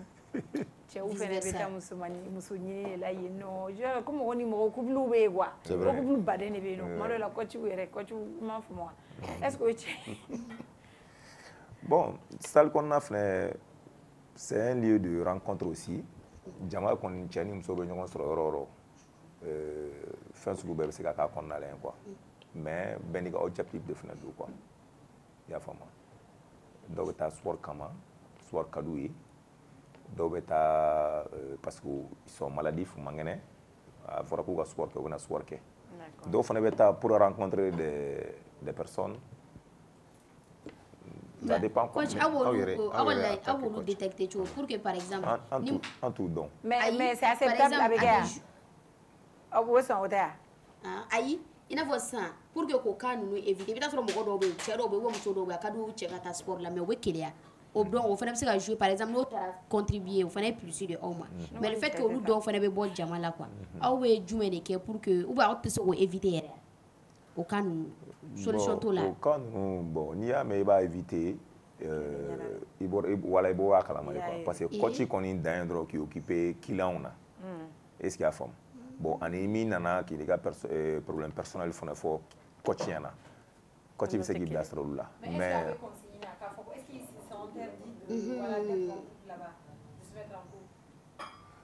un mot interdit coach yɛrɛ de kan parce que par exemple moi dans ma salle ne ka salle ouverture ni sisan cɛ mariage min kɛra yen nɔ a ka ca ni 6 voilà bon tu vois en réalité quoi coach yɛrɛ mɔgɔ bɛ rencontre u bɛ ɲɔgɔn rencontre mais non client yɛrɛ damaw quoi u bɛ ɲɔgɔn furu u bɛ ɲɔgɔn dɔn bien sûr min yɛrɛ a ka ca ni 6 ye Ouais, plus même en réalité. Voilà. Mais voilà. Bon, il faut être discret, quoi. Voilà, il faut être discret. Mais quand il y a un objectif qu'on cadre, quoi. Objectif, c'est ça, quoi. Un coach, il faut être professionnel. Il est coach idée, quoi. Quel qu'en soit, quoi. Mais comment ça se passe, l'inscription et tout? On a sur le numéro capital au centre de la scène avec tout. Bon, niveau capital salle la scène, inscription avec on a deux modalités de paiement. Oui. Soit tu payes par jour, soit tu payes en mois. Mais donc au fla de Bamboulou. Mais coach, personnellement, est-ce que tu as été victime de Goumé ou bien Yedo Yadjari? Genre au entraînement boudé na yere nyabala ko tiera ni garu coach yere coach ko mai aya photo yana au bana we aya yere gi do signé mais yere be feka teme mais me feka do agona ali bi quoi. Bon me feka rondo fane fina ngara professionnalisme quand on est professionnel il y a bara il y a beau drone là quoi il y a avancement il y a réputation. Oui d'abord oui ou non. Victime non. Oui. Alla sorati Kolando qui. Abi Dabalaba. Avait fait parce que fini sous bébé donné. Bien sûr. Naïja souffert si de regata soir kéré. Et fourler ne roi. Oui. Mari. Toi muso ya. Mais quoi? Non, on était déjà. Oui, quand comment faire même comme ça. Tu peux avoir une femme mariée chez toi dans ta salle. Il va chez toi, tu es table là comme et que mon orébé il est dans salle là et que ce dernier harcèle la femme. Et il y a un rôle qui est joué là parce que ni ma colonie avec ce que ça va bien salir et tomber tiens. Justement. Et quand on est un rôle de là mais n'est pas calme, n'est pas interdit rapidement. Ne te blague sur ma goulare. Parce qu'une femme mariée, c'est une femme mariée, on doit la respecter. Bien sûr. Mais il y a en tout cas pas dans ma salle. Il faut que je joue boire la mais quand on dit la boire la. Quand faut salle là où on a entraînement na quoi faut où il est là. Utara hamburger sangari nyoma una na ibora kala makudini kono mando. Bon, au modèle que modèle ko mère en réalité. Ça me fait 20 ans maintenant. Les types de sport, il faut munu meke ko yorola. Il faut ni banabato tara, ani ni mogo minka kenen ni ko apta sport. Qu'est-ce que vous sport keta wi client? C'est une question quand il côté clé. Non, parce que c'est important le sport. Comme il y a damnani au kumari, bon objectif de do bena ku mangene, do bena sport kadouyi. Il veut maintenir leur santé, tu vois. Donc, beniga niveau de quoi. Donc, banabagato ni kenabagato ou entraînement tu vas se calculer. Mais on sait qu'au bec souvent on sait qu'au bec n'aura mignona. Mais banabagato monumbala, on m'a glu tout là quoi. On va follow yana bo kana temeni niveau quand ou à queta. Mais coach, il y a un bon niveau là. Voilà, évidemment, moi j'ai par exemple, moi je suis asthmatique. J'aime faire le sport. Footing cardio, quel n'est qu'un sport modèle du Médicain. Très bien. Il va quand même ni au village, au 6 ans. Moi, flan on de la regata, kuka bomni reto anga tabali sans fait. Vous en avez chaque fois. Il va en avoir. Mais le fur, voilà, le fur et à mesure, il va entraînement qui va régulariser quoi. Au fur et à mesure qu'il va il veut sport que ça régularise à bas barré. C'est vrai. À Banabato, mon numéro de traitement de fin du monde, il va faire sport que. Mais il était sport que chichi là, il était sport que pusher. La raison pour laquelle il va vous conseiller de ta salle qu'on a là. C'est fait. Tu vois. Mais niveau sport que il n'en a qu'une frigérie. Mais elle va entraîner de quoi. Elle va rédiger. C'est comme irrigation quoi. C'est comme irrigation quoi. Ça régularise quoi. Il va y avoir bi à bisque. Mais ben à Chine, à Estre Mikil, n'a pas dans 10 minutes aujourd'hui. Demain, tu dépasses ces 10 minutes là. Il va à 15 minutes là. C'est ainsi de suite quoi. Voilà. Mais coach, ne peut faire un de don. Et à ma salle d'eau là, comme massage béké. Coach doit massager. Mais si ça et massager nous fait là, ko do hakilina mai. Il doit sortir ça coach. yɛlɛ dabila mais c'est sérieux oui. Non mais pour ça massage. Ah ouais, tout genre confondu ou bien muso furulenw fɛnɛ b'a la a b'o massage ko olu fɛnɛ la ou bien règle de don ni furulen tɛ i bɛ masser ou bien et puis massage ninnu c'est professionnel ou bien parce que a ma nɔgɔn dɔɔnin quoi k'a ye ko corps massage salle. Ouais, bon, comme il y a... Avec la salle là, ici. Comme il y a massage soit fladé, ma femme massage soit fladé. Ne bɛ se k'e minɛ sa n bɛ massage k'i la sa nɔ i tɛ fini b'i la. Ayi sisan an ka kɛ sa i bɛ se ka dɔ minɛ. Awɔ voilà. A bɛ faamu sa. Awɔ i y'a fɔ wa. E de hakili taara yɔrɔ wɛrɛ mais ale taara n'a ye. I y'a faamu wa. Massage dɔ fana bɛ yen nɔ o bɛ tulu i bɛ massage d'huile i b'o appliquer donc o la o tɛ ɲa déshabiller kɔ. Coach sisan i jɔ e bɛ diinɛ jumɛn la fɔlɔ. Ne silamɛ de. Ne t'a tɛ na. mais sisan parce que n'an taara diinɛ fɛnɛ sira fɛ quoi a bɛ fɔ ko a dagalen tɛ i ka maga walimuso la quoi surtout massage c'est un peu profond bon aw b'o ko kɛ cogo di ou bien matériel wɛrɛ bɛ yen ka sɔrɔ tɛgɛ tɛ yan. Machine bɛ yen nɔ. Machine bɛ yen ka sɔrɔ diinɛ b'a dɔn ko docteur bɛ yen. Awɔ maintenant a bɛ dépend n'i taara voilà hadamaden a ŋaniya de ye quoi bon diinɛ ye fɛn caman kɔn mais yɔrɔ dɔw la n'i ko k'i bɛ diinɛ ni i ka baara professionnel ni fɛn dɔw ɲagami ɲɔgɔn na i tɛ baara yɛrɛ kɛ yɛrɛ i tɛ baara yɛrɛ kɛ quoi. donc a bɛ massage kɛ. an bɛ massage kɛ. a bɛɛ a sugu bɛɛ. an bɛ massage sugu bɛɛ kɛ. cɛw b'an bolo minnu bɛ massage kɛ musow b'an bolo minnu bɛ massage kɛ. muso bɛ muso masse. cɛ bɛ cɛ masse muso bɛ muso masse. ah ok bon mais dɔ ma deli ka peut-être k'a proposer comme quoi ale b'a préférer muso k'ale masse il veut pas que cɛ ka parce que cɛ dɔw fana ka problème u tɛ sɔn u cɛ ɲɔgɔn ka mago la. bon mɔgɔw fana bɛ yen nɔ. donc musow bɛ taa olu fan fɛ. mais sisan coach si tu avais un conseil à donner par exemple à ceux qui pensent que salle de gym ninnu mana ko kɛ yɔrɔ dɔrɔn de don ni muso bɔra so parce que ça arrive souvent i bɛ fɛ ka taa salle la u b'a fɔ ye aw tɛ taa salle la aw bɛ taa sugu tigɛ ni kabini tigɛ aw taa mana ko dɔrɔn de la yen nɔ ni kuma b'e bolo k'a fɔ mɔgɔ ninnu ye a bɛ kɛ kuma jumɛn ye. bon ne bɛ kuma min fɔ olu fana ɲɛna bon diɲɛlatigɛ fana ko ni cɛ kɔni ni muso bila ɲɔgɔn kan aw na tɛ fɛn kɛ dɔw b'aw bisigi k'a fɔ k'a bɛ fɛn dɔ kɛ. cɛ ni muso yɛrɛ kɔni mana ɲagami dɔrɔn bisigi bɛ na wala bisigi bɛ na quoi est-ce que a faamu tasuma voilà mais minnu kɔni ta ye sport ye réellement n bɛ fɛ ka taa salle de la ka taa n ka sport kɛ parce que n'i bɛ taa salle la fɛnɛ sécurité b'o de fɛnɛ la sécurité de b'o fɛnɛ la ka tɛmɛ i bɛ taa sport k'i yɛrɛ ma ou bien k'a fɔ k'i bɛ wuli ka taa boli sirada ni fɛnw na mɔgɔ caman kɛra victime ye siradaw la ten accident.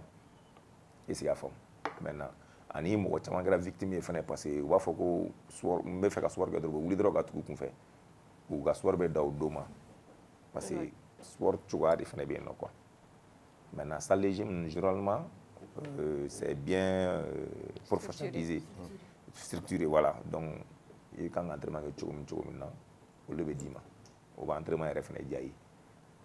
donc minnu bɛ siran k'a fɔ ko a sunkurutigɛ yɔrɔ don ou bien n'i taara ni muso ye ou bien dɔ ta bɔta bon bɛɛ n'i ka hakilina don quoi ne kɔni bolo ne ka hakilina de ye kɔni ka taa sport de kɛ i ka santé yɛrɛ kama t'o kɛ ni dɔ ko k'a b'i fɛ a fɔ i t'a fɛ kɛ problème bɛ min.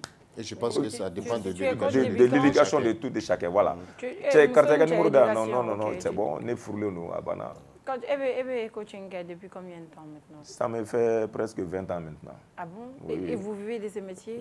Dieu merci. Il faut donner que? Je vais donner que alhamdoulillah. Il y a salle de BI Rebolo ou?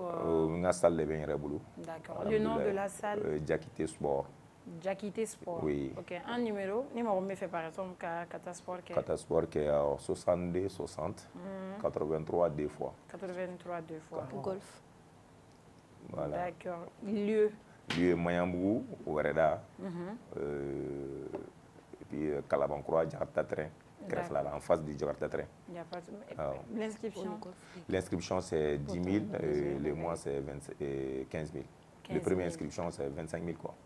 D'accord. Donc 10 000 c'est pour l'inscription et 15 000 c'est pour les premiers mois. Voilà. D'accord. Donc Ali Kora domicile le refrain mo le fna. Donc on est à salle là. OK. Mais on va faut qu'on a ou entraîner nous gaso. Ou be mo la jamala. D'accord. Ou do fna ba faut objectif do be na na jamala. C'est ka entraînement mais ni occupé une clé na voilà, objectif à atteindre.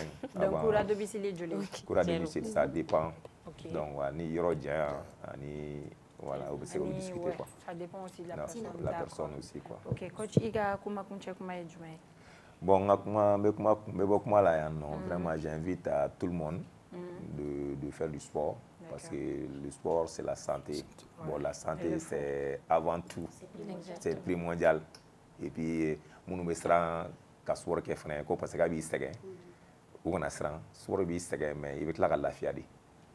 Donc, bébé c'est sport qui est fait. Il y a un mot sous bébé c'est sport qui. D'accord. Il suffit que droit c'est continuer un moment, mon bado, mon gabarado. Merci beaucoup. Merci beaucoup. Désiré, on fait un tour de commerce.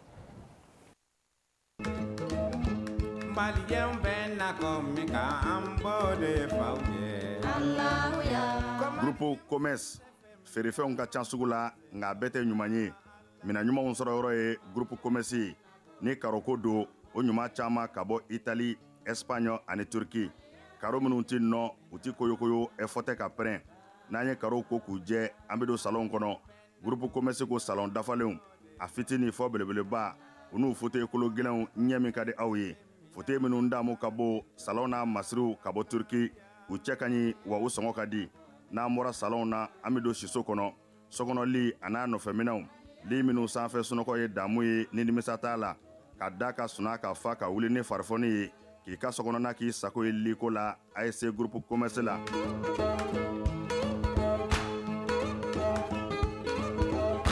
Baara ɲɛdɔn o ye yiriwa sira dɔ ye groupe commerce ko biro kɔnɔ minɛnw biro dafalen tabali armoire chaise fauteuil i b'i to minnu kɔnɔ k'i teriw ka taa ka segin k'a sɔrɔ i ma wuli salle de conférence n'o ye lajɛkɛyɔrɔw ye o tabalijanw a n'a chaise ɲumanw ninnu bɛɛ lajɛlen bɛ sɔrɔ yen ka fara nin bɛɛ kan sanitaire minɛnw ɲɛgɛn kɔnɔ minɛnw a dafalen saniya ani lafiya kɔnɔ n'an bɔra ye kuranminɛnw caman nanen don transfo fitini a n'a belebeleba groupe électrogène min ka di aw ye ani kuranminɛn siya bɛɛ.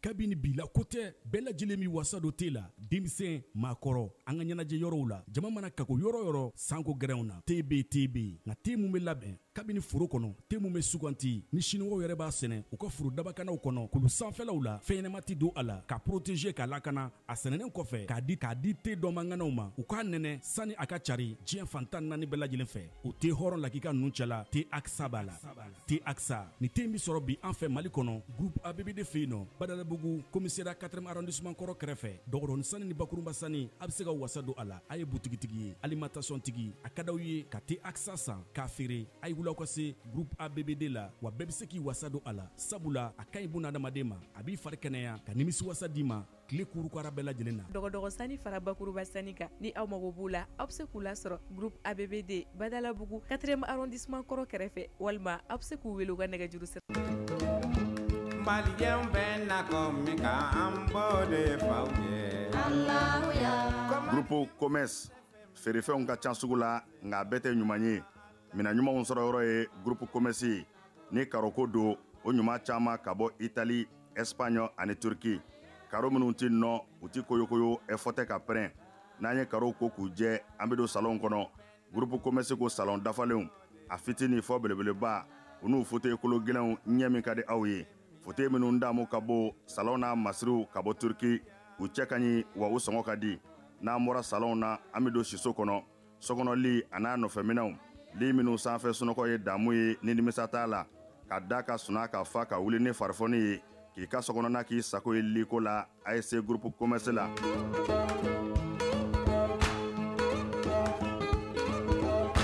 Baara ɲɛdɔn o ye yiriwa sira dɔ ye groupe commerce ko biro kɔnɔ minɛnw biro dafalen tabali armoire chaise fauteuil i b'i to minnu kɔnɔ k'i teriw ka taa ka segin k'a sɔrɔ i ma wuli salle de conférence n'o ye lajɛkɛyɔrɔw ye o tabalijanw a n'a chaise ɲumanw ninnu bɛɛ lajɛlen bɛ sɔrɔ yen ka fara nin bɛɛ kan sanitaire minɛnw ɲɛgɛn kɔnɔ minɛnw a dafalen saniya ani lafiya kɔnɔ n'an bɔra ye kuranminɛnw caman nanen don transfo fitini a n'a belebeleba groupe électrogène min ka di aw ye ani kuranminɛn siya bɛɛ.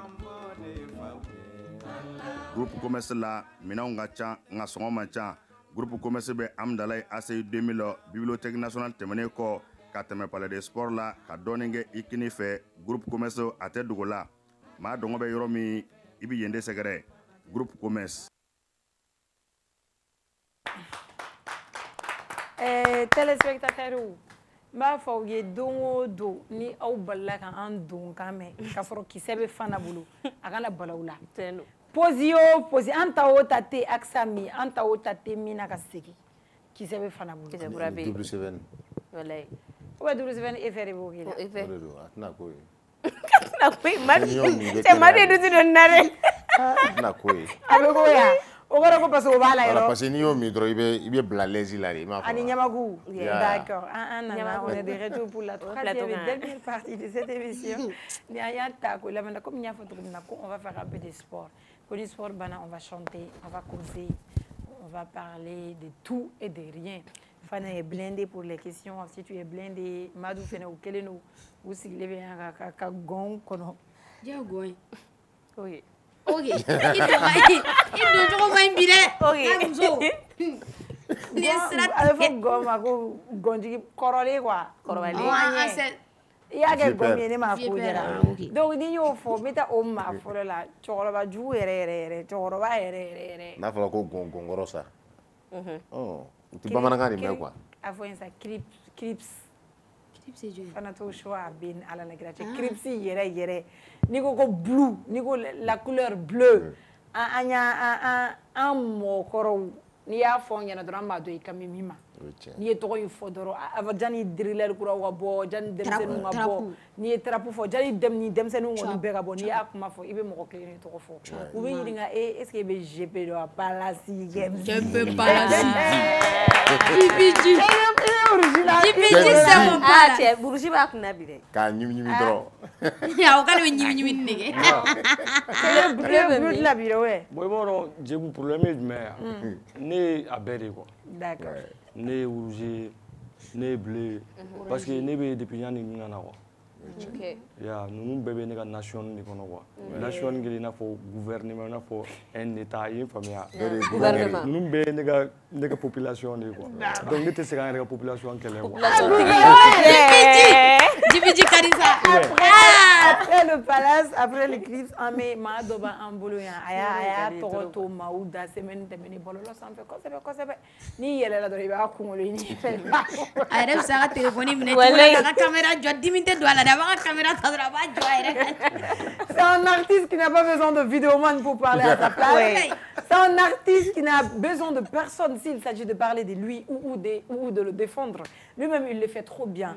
A y'a ka caméra jɔ a y'a ka live sigi dɔrɔn ne ko para n k'a dabila Fussein ni Fako n na Fanta den Fussein i bisimila i y'a wele jaabi a diyara ye. A diyara n ye. Ma ye fɛnɛ bɛɛ fo. Foli diyara ye. N b'a dɔn Ala yɛrɛ sewalen bi. Hali bi Ala ka badenya to. Ala ka barika don télévision na. Fussein Fakoli bɛ yan. Fussein e rouge de ou bleu? Ne ye Ala le ye. Ala mana ne kɛ min ye don min na dɔrɔn ne y'o bolo le kan. A sunna i tɛ se ka yala ye. Ko ye cogo di? N ko n m'a fɔ n ko ne ye Ala ye n ko ne ye Ala le ye. Maninkakan. E bɛ Ala le ye quoi? A b'a kuma maninkakan de la. Voilà. Cɛ n'i ma kɛ bamanankan ye. Ala mana ne kɛ min ye don min na y'o ye.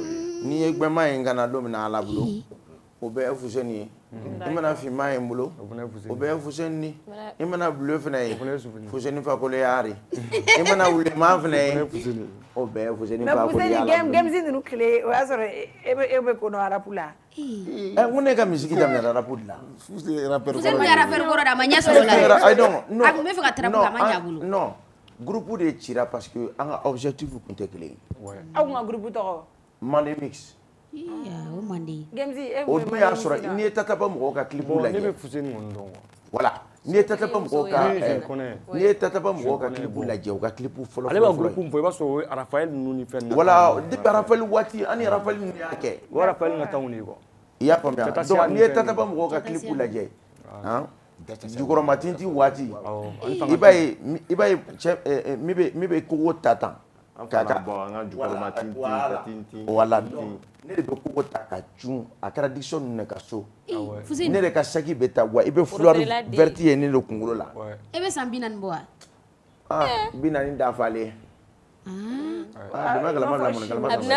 bɛna fɔ balimaya tu tigɛra Fuseni fɛ ko ni olu ka kabila tɛ dɛ. Ah bah oui, a dafara o. 40 dafalen dɛ. Mais ka sijɛ ka suma dɛ. Ah non. Nye sijɛ fina ni gala. Non, nye suturalali. Ah, i to ka yombo kala. Ma fanta sabari. N'otɛ sigwe fana tɛ kɔrɔya de. O cɛ. Badi. Ça c'est vrai. N'otɛ ne ye sigwe bɔ depuis n san 25. Yɔrɔ jumɛn la? Ne fɛ k'a fɔ. Ayi non, a bɛ se ka kɛ bomosi, a bɛ se ka kɛ kusi. Bomosi bɛ kusi. Yɔrɔ jumɛn na sa wa? Ouais. I b'a fɛ ko yɔrɔ jumɛn? Kana na do kumala suri do. Bomosi ou bien kusi? Non, kusi. Ale ka bamanankan n'an ta. Sinon si j'avais des bomosi. Je pensais à Madou et je l'ai dit. Non, ne yɛrɛ bon, comme an bɛ plateau kan. N'otɛ ne yɛrɛ kamakɔrɔsi ni fɛn ninnu bɔli daminɛ fɛn min b'a to i bɛ kɔnɔ la muso la o y'a sɔrɔ ne kuma n'ale ma fɔlɔ. Wallahi bi la n bɛ ka cɛnni. Kamakɔrɔsi bɔrɛ la. Non parce que dɔw bɛ yen c'est à dire kɔnɔlala o bɛ na olu ma ka sɔrɔ ma si bɔ fɔlɔ. O si bɔ ka gɛlɛn. Mais ne ka kamakɔrɔsi bɔra ka fɛn bɔ ka sɔrɔ lawa min b'a to i bɛ kɔnɔ la muso la o ma n'ale la fɔlɔ. Wallah. Donc ça fait que n'i ye ne si bɛɛ bɔ la dɔrɔn Fuseni fa ko caman b'a fɔ ne ma ko kɔrɔ. Non o dɔgɔnin. Mais e ka kɔrɔ ni mɔgɔ tɔw ta tɛ kelen sa. A ye yɛlɛma ye. A bɛ n'a fɔ gamesi bɛ k'a faamuya trop. Farikolo de don. Voilà farikolo ani janto yɛrɛ la. Aw bɛ k'a ɲini yɔrɔ jan sinon gamesi y'a faamu. On va faire gamesi. An tɛ se ka gamesi sɔrɔ ko ni an ma nin ɲininkali in kɛ a la. On a perdu un frère qui était très proche de Gemzi, Lord, à la et depuis Baningero, là, bon, c'est la première tête qu'on a vue, nous, il fait partie des premières personnes vraiment qui ont bon parce qu'il a fait le beau effort, même si tu demandais Lord, il y a une vidéo là, il est bleu, mais il est bleu, il est Gemzi par là, si. Genre qu'on script il a toujours parlé de lui. Là une vidéo il banana bleu sur la mentor bleu. Il nous a toujours dit ça. Alors game anya ye bani ko faire rappel ou bora moko chama justice demander l'ordre de tola bego justice et rega par des vérités jumé ala. Bon, yoro coin mare mané. Oui. C'est déjà gouvernement bora an ka t'u bolo k'u bɛ enquête transparente kɛ bon o mana fɔ yɔrɔ min na an tɛ se ka fɛn fɔ quoi bon an kɔni se fana ye min ye ka information wɛrɛw ɲini kɛrɛfɛ pour que olu ka enquête fana bɛ se ka compléter an b'o kɛ an yɛrɛ fana bɛ se ka enquête min kɛ an yɛrɛ an b'o kɛ ani en même temps an bɛ dugawu k'a ye parce que banbagatɔ de don an bɛ dugawu k'a ye ala ka hinɛ a la ka yafa k'a ma an kɔn kiti min ala ko nɔgɔya la c'était l'un de mes bons petits. Et il était respectueux. Mais c'est que dans notre rôle, tu sais faire fort, Abdoulaye Kakola quoi. Tu as pris la nouvelle comment? Offre bien malin. Ouais, ne me mal là, ne me salle de sport de là. Ne voulais là tout salle de sport de là. La tragédie n'est pas née donc voilà, c'est un peu comme ça, t'as vu non? Anya mais qu'on conserve organisé le 22 septembre. Bien sûr. Ok. O y'a yɛrɛ ka concert ye parce que k'a to nin na o ko kun banna ka ban an y'o kuma bɛɛ fɔ k'o ban ça c'est prévu pour le 22 septembre donc o concert bɛ maintenu concert bɛ kɛ pour la famille a taara ka fɛn fɛn to sen kan k'a ma ban a bɛɛ bɛ kɛ k'a bɛɛ laban pour la famille inchallah o concert bɛ kɛ ni Ala sɔnna ma cinquantenaire la le 22 septembre. On va en profiter car Foko a rassemblé la Empire sans fait. Empire ama Foko sebe bien sûr. Oui, ama Foko Aïdara. Agoko ni fin qui a vendu, il va prendre à des pourcentages de fois à bébé lors de la famille. Effectivement. Je pense qu'on a dépensé 500 ventes déjà. Amani a fait Alsa Awata donc il miss you baby. Awe mi met TikTok sans faire. On a dans à la mail mara partager. Allez-y sur Empire Ragata à 100 si c'est pour sa famille. Son flana wala bien ok.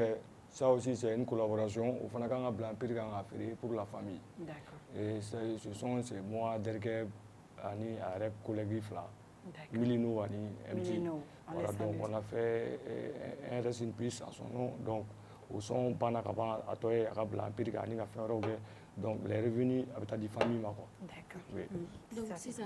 Game pour que Kabo lorka kuma ami do kala ka yina la. Yina rabi. Et ami clashé wakati la ni wakati na. Game en tant que koro trapu koro araku koro game koro et Yakubi BG chama mega fo ko lu de ko yin be dam les réseaux sont fait actuellement et na fora game ga choix ke bi en tant que membre de jury et ga choix ke ga jugement ke Yakubi BG Jomé a remporté Boyboro tu sais choix koto la roi clashé de roi moi je suis passé par là. Moi j'ai fait les plus violents clashs. Nous flash mais clash est fait dans les musiques c'est normal. Parce que les musiques ni mo flatte il y a peu d'attirance. Mo ta la quoi. Mo flabe ñoko le kadi jamaay. Jamaay intéressé là et les deux personnes vont en bénéficier les visibilités. Il faut bien BGB visibilité ça explose. Yaoubi, visibilité, ça explose. Clashé normal, mais allez où? Mais allez quoi? Au colonna là, Demsenou, Bévaro, Demsenou, Demsenou, Béran, fin croix, ou Vanara public ou boulot, ou à quoi trop boulot, ou à communication qui est trop boulot, ou tiens, vous faites nous, l'amener nous. Mais, fli, succès, ni war fanapse à mon bla fli là. Ni Koromanyo a essayé de blasera. Ni ma famille, ni ma famille, ni ma famille, donc il va répondre colondi. Bon, il répond colondi, il peut y corrompre quoi. Et pour ta farafina, on fait corroboyer obligatoire de quoi. Qui corroboyer obligatoire de. Femme c'est qui d'où la carrière n'a corroborer mais avant. Mais classique non? Classique non? Oui. Classique non? Yoro dobi quoi. Il can ou épargner au classique là quoi parce que le monde a évolué quoi. Un est banni nous mais nous c'est banni nous na. Tu m'excuses pour le terme. Un banni nous nous c'est banni nous na quoi. Bon nous me essayer na kubo de do nouvelle génération ko kono manga do kono parce que tarapu quand tu viens traper là banni nous la teo. Banni nous la teo. Est-ce que bien famille ni banni nous na tarapu kono do tarapu dénigrer les quoi.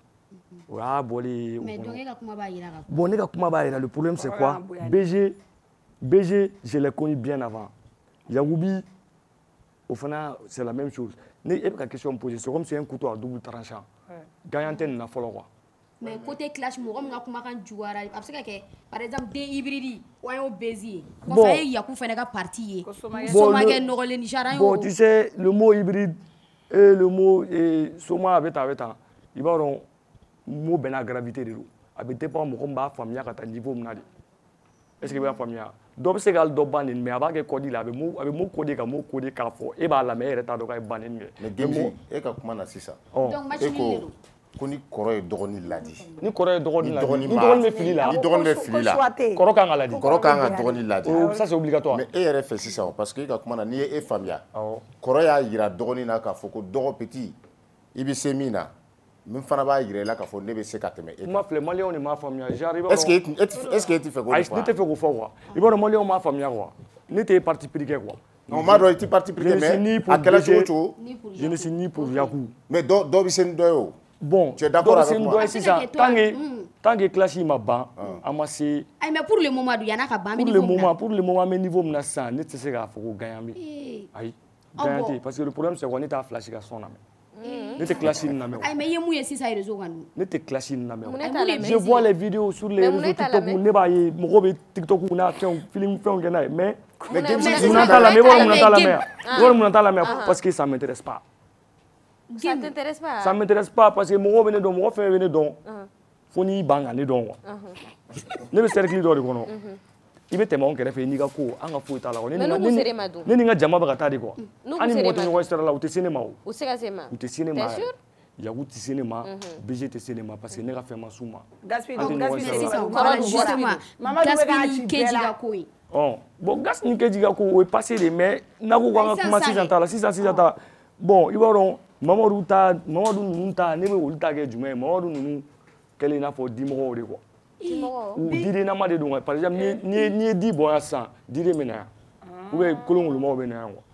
Mamadu ni kolonkolonbalama don Mamadu bɛ kuma de k'a yɛrɛ sɔsɔ Mamadu de fɔlɔ bɔra k'a fɔ bɛɛ ye ko mɔgɔ si kana da don nin na bɛɛ y'a vidéo mais a bɛ réseau quoi ko mɔgɔ si kana da don ninnu ni ɲɔgɔn cɛ. Awɔ Fako ko a ye fa juge o ye kelen ye a ko mɔgɔ kana da don o la o ye kelen ye a tilala ka nɔti di o ye 2 ye sabanan kɛra jumɛn ye ale yɛrɛ wulila dɔrɔn tout récemment ka taa fan bɛɛ kɛ rouge i n'a fɔ Soma fɔlɔ k'a sigi ka tila k'a don yɔrɔ ɲini a ma don yɔrɔ sɔrɔ a tilala ka taa son bɔ olu tɔgɔw banna ka ban o. Ayi mais le fait que ale ko mɔgɔ si kana da don la mais a ka nin sortie est-ce que ça prouve que a y'a da don da la. Mamadu ta banna sa Mamadu bɛ fɛ ka fɛn dɔ ɲini k'a bila da Mamadu ninnu kɔrɔlaw denmisɛnninw tɛ Mamadu ninnu fɛ tuguni nouvelle génération tɛ Mamadu ninnu fɛ ils ont passé toute leur vie ka classe de kɛ bon olu bɛna jɔn de classe ya. Mais qui bɛ fɛ ni classe kɛ o toi aussi tu as passé par là. Moi non mais ne classe kɛ mais qu'est-ce que moi je fais maintenant u bɛ ne wele cogo di Trap God.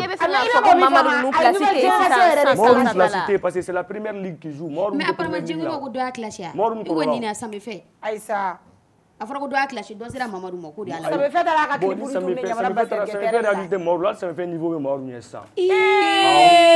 Awɔ e bɛ ka kule o la de Sambe fɛ mana bɔ sisan mɔgɔw bɛ taa ka ko. Yabɛ sɔrɔ Mamadu mun kɛ la.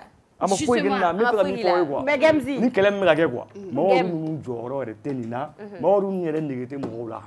mais game ha Mamadu lamɛnna dɛ dɔnkili lamɛnna dɛ. Mamadu lamɛn sisan ne bɛ fɛ ka fɛn dɔ de fɛ ne ba quoi Mamadu hali a bɛ yɔrɔ min sa a tulo bɛ ne la moi j'ai toujours bien parlé de lui il a été un mentor pour moi i faamuya c'est lui qui m'a appris les trucs du game ne b'o dɔn je suis toujours reconnaissant envers lui mais ni min ye min ye an b'o de fɔ quoi. Ne bɛ fɛ ka place yɛrɛ de tɛ yen. Mamadu n b'o de f'i ye an bɛ bɔ classe la tuma min na an nana ni tarapu de ye o y'a sɔrɔ mɔgɔw b'a fɔ ko an ye fatɔw de ye k'an bɛ ka na dɔnkili sugu min fɔ ko mɔgɔw tɛ nin faamuya mais bi jumɛn de bɛ ka marcher trap musique tɛ yan Mamadu ninnu tun bɛ yan est ce qu'ils ont soutenu la trap bon olu ta yen dɛ jama t'o de fɛ parce que ni so o so bɛ yen trappeurs de bɛ demander quoi. Mais toi tu es pour la nouvelle génération ou bien kɔrɔw ta. Ne de nana ne ye fɛn min débuté ne de y'a datigɛ e man ka fɔ ne ko kɔrɔw ka côté. Mais sisan kɔrɔw ka côté y'a sɔrɔ anw fanga tun t'anw na. ne bɛ fɛ ka mun dɔn quoi les cas Mamadu Gaspi Game ya quoi au juste. Fɛn tɛ yen fɛn min bɛ yen dɔrɔn a k'a dabɔ nin ko in na c'est pas son problème. D'accord. C'est pas son problème olu ye fɛn bɛɛ sɔrɔ yan mɔgɔ si m'u kɛlɛ denmisɛnninw b'u ka terrain kan a ye denmisɛnninw ka terrain t'u bolo ni denmisɛnninw ka terrain de ye aw to yen u b'u nager a kan aw bɛ mun kɔ aw sigi a ka lajɛ dɔrɔn que le maire gagne. O dɔrɔn de don. Fana i jɔ game ka fiɲɛ sama dɔɔni an bɛ taa Fawuli fan fɛ Madu donkɛ ou bien e kuma fɔ ɲininkali dɔ b'a bolo. Fuseni an y'a ye wagati dɔ la i tun bɛ Razbaj nɔfɛ kosɛbɛ Razbaj man jamu n'i y'a ye i ye mɔgɔ man jamu o kɔrɔ ye ɲɛ bɛ fɛn dɔ la fɛn min i dalen don a la i sɔnna ka tugu a tigi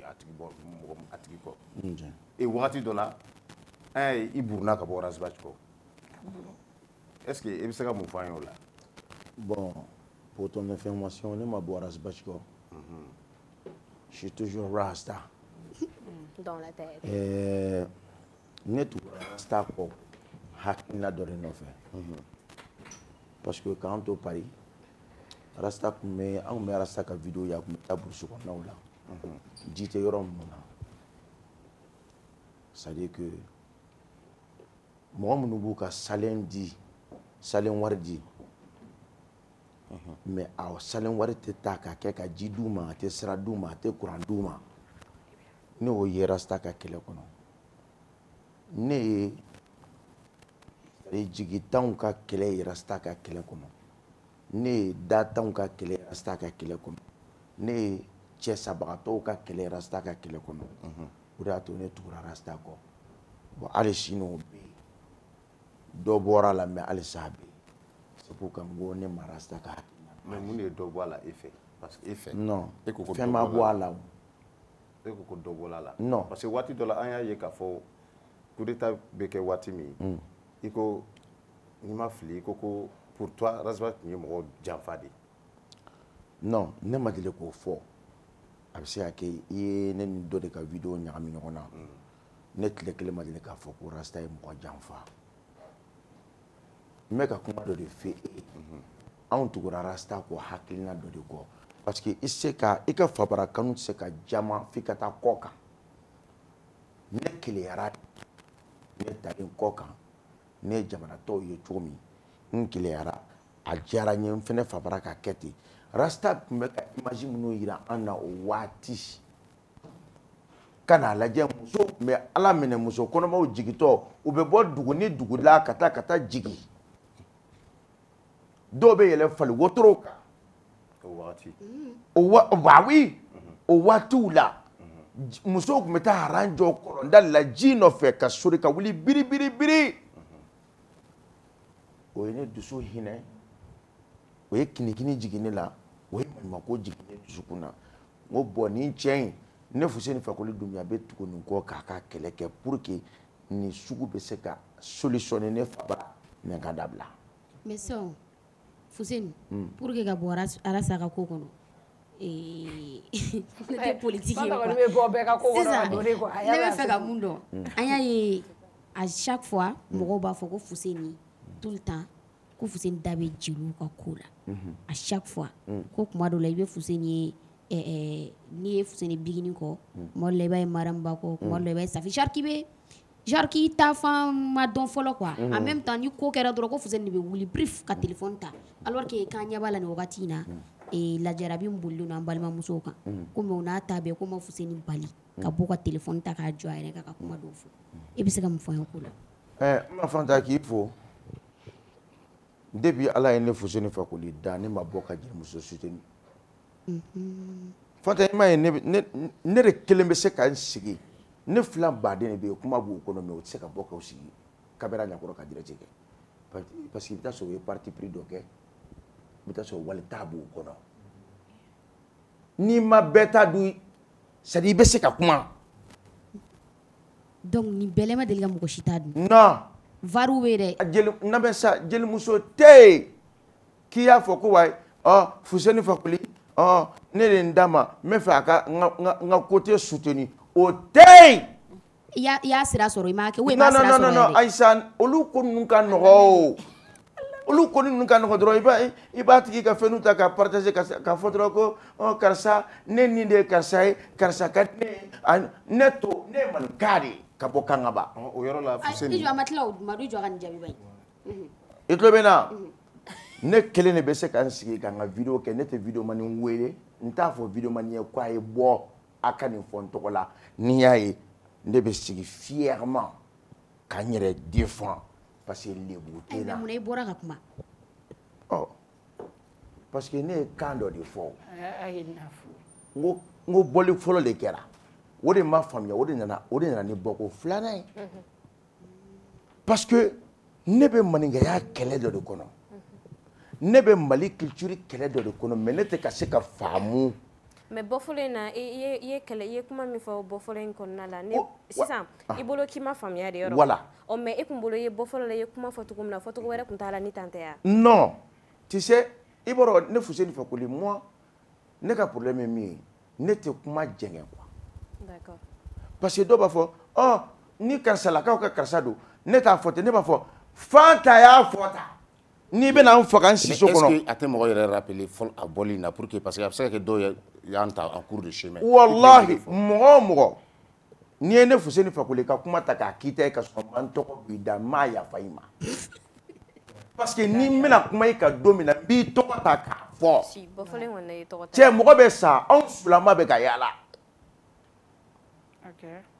Mais qu'est-ce qui t'a poussé à faire cette sortie? Je parle de la première fois où Iborani Aya Menigoko Jelimuso Tara et featuring avec Wali et que Wali Jelimuso Chi biti sans fait. Je pense que non, ne ka kuma bi yoro mina. Ore tun fora. Ne o fo beye. Ibaro TikTok. Non. TikTok sans fait là sans fait. O be mɔgɔw ka fɛnw ta k'a tigɛ n'o tɛ a daminɛ na ne ko n ko n b'a fo.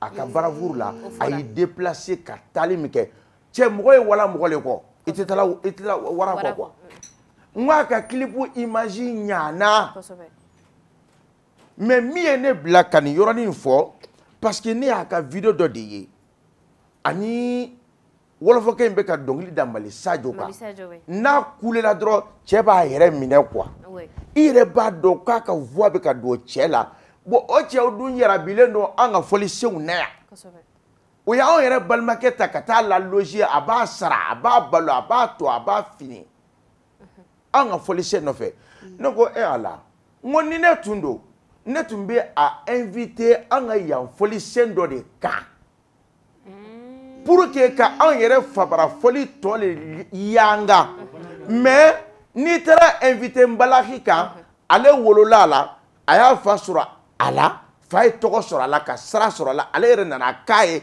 katla ka toko sura la et tu sais ko to da rythme ka mais c'est Daninko doit Aïssa Daninko te sa ne be enyi ngaw ne Dakar ke ne be sa ne Dakar ke ne ka kuma be yoro mi no fe Daninko do ne be sa ni ngo da Aïssa ni ngo da et puis fitri non bon anga ke Daninko oui mais Ali Daninko mais lui en tant que malien il a pas dit mais en tant que malien c'était pas bien non mais ça regardez la main ni Dani code anga foko Dani ko anga ke Dani sama na beti i kunata linyina i beta Dakar boîte ou la i be wolfo musique mi i ba mala musique mi wa ne Dakar ke ne lagine ke ibe sadi ibe lagine musique mu ka boîte ko ta o mali musique mi mais mal le la ya iba ya nga boîte na nga fond de la on me voit la musique jouer en temps et jouer cassé au dégrément. Mais la Guinée, ça rapporte ça va. La Guinée, je pense que ça a changé parce que la Guinée. Hey, Fanta. En sous la main de Bekayala. Mais Foussène, est-ce que nous chien follet comme Mariam dénigré parce que à Fola ko il n'y dit chien follet. Il sort en fait. Wallahi, est-ce que wallahi, moi be ça. Il va faut qu'on marque. Ni mara min juguya be ne Fuseni Fakoli kono ala kande sata do negela mbara mi yere ka pianisi ani asa jeli lo pianisi mina ne afo ali nyene ngo ali ngone ka dongli do be ne be fe ngone mbara ka ake ngo passé dongli sebeli ka bango avoir ka ne ali yere kuni ma ko ni ya fai abena chakate ba ko mo ndo aka fari ko me ko mo au kera ka sɔrɔ ne t'a dɔn ko ni histoire yɛrɛ bɛ na mais ne ka kuma tɛ Maram yɛrɛ kan quoi ko ne b'a fɔ Maram ma de ko n den don parce que a fa tɔgɔ ye ko Fuseni ba den tɛ wa ne tɛ Fuseni Dumbuya ye wa mais ne ka kɛlɛ bɛ yɔrɔ min nɔfɛ ne bɛ fɛ k'a fɔ n dɔgɔninw de ye tɔw de bɛ boli la anw kɔ parce que nous on a tout ici n'i taara Laginɛ fila dɔnkili lalaba a soso dɔnkili lalaba a gbɛrɛsɛ dɔnkili lalaba a bɛɛ de bɛ dɔnkili da la rythme manden kelen de kan mais yan de yan i bɛ fila ka foli ye yan i bɛ bɔbɔ ka foli ye kelen tɛ i bɛ kɔrɔbɔrɔ ka foli ye kelen tɛ i bɛ miɲɛnkaw ta ye i bɛ mun c'est dire ala y'a bɛɛ di maliyɛn ma mais maliyɛn ko ko ala i y'a di yan mais n tɛ n yɛrɛ fɛ. non mais a bɛ se ka kɛ wali fana de ye Fuseni Mariam. Non, est-ce que tendance côté mais elle m'a mis quoi tendance wa quoi tendance ça dit un temps pour la danse exactement on est d'accord tendance le temps pour la danse ça dit que donc quand maintenant tu m'as dit il est fallu gars oui et perception mais ne bolo tendance netani état familial to non mais ka ato kanama de fi mais maintenant définition yere ready si ça allait ka tendance avec on y état c'est différent ah on y famille c'est différent mais si ça munu ba fo ko parce que folo an te Fuseni doni kuma état ibe ka kuma bi mo la tukumina ani be réaction ke tukumina voilà an ti dolo donc chama ko parce que ko français sigi de maja Fuseni na ko de Fuseni ko orange de be Fuseni na i be fenga na ode bo ala jelula chama ko te bisa ka mun fodue sa caméra fait tu as l'occasion oui ko le Fuseni Fakoli Dumbuya ko français le na bagane maya ko le mata Libye fe ko le mata Maroc fe wa ko le mata Duma sira fe ne den sɔrɔ farasi ka sɔrɔ ne ma taa farasi wa ne donna farasi kalo 6 kalo 9 kalo 6 ne ye récépissé sɔrɔ kalo 9 ne ye carte de séjour sɔrɔ wa ko ne taara farasi ko ne déclaré la en tant qu'intermittent de spectacle c'est-à-dire ka dɔnkilidala ye k'i bɛ sara ka fiche de paye k'i la i b'a fɔ ko non farasika tɛ i b'a fɔ ko mɔgɔ minnu bɛ baara kɛ la k'u déclarer quoi ne déclaré len don quoi ne de bɛ congé de spectacle ta i y'a faamu wa ne tun tɛ an ka maliyɛn milieu la in dɛ ne tun bɛ tourner ni tubabu de ye tel que Vladimir Kagnolari Sébastien ayi mɛ ka a to an ka kuma parce que i b'a dɔn dugu o dugu la ni kuma bɛ mɔgɔ bɔ yen n'i ma kuma ye kuma la b'i domu quoi. mais Fuseni e y'o bɛɛ to yen ka na Mali la. o bɛɛ to yen ka na Mali la. a ye ne lamɛn sa. ok la dernière question on va vers. ayi lamɛn sa. oui vas-y Fuseni. papier bɛ ne bolo et puis ne j'ai 2 enfants français là. on est d'accord. et puis n ye n to yen. n ye min kɛ yan ne ye maninka ye waso ma bɛ maninka ma. i bɛ maninka de ye telimani sanfɛ mais million b'a.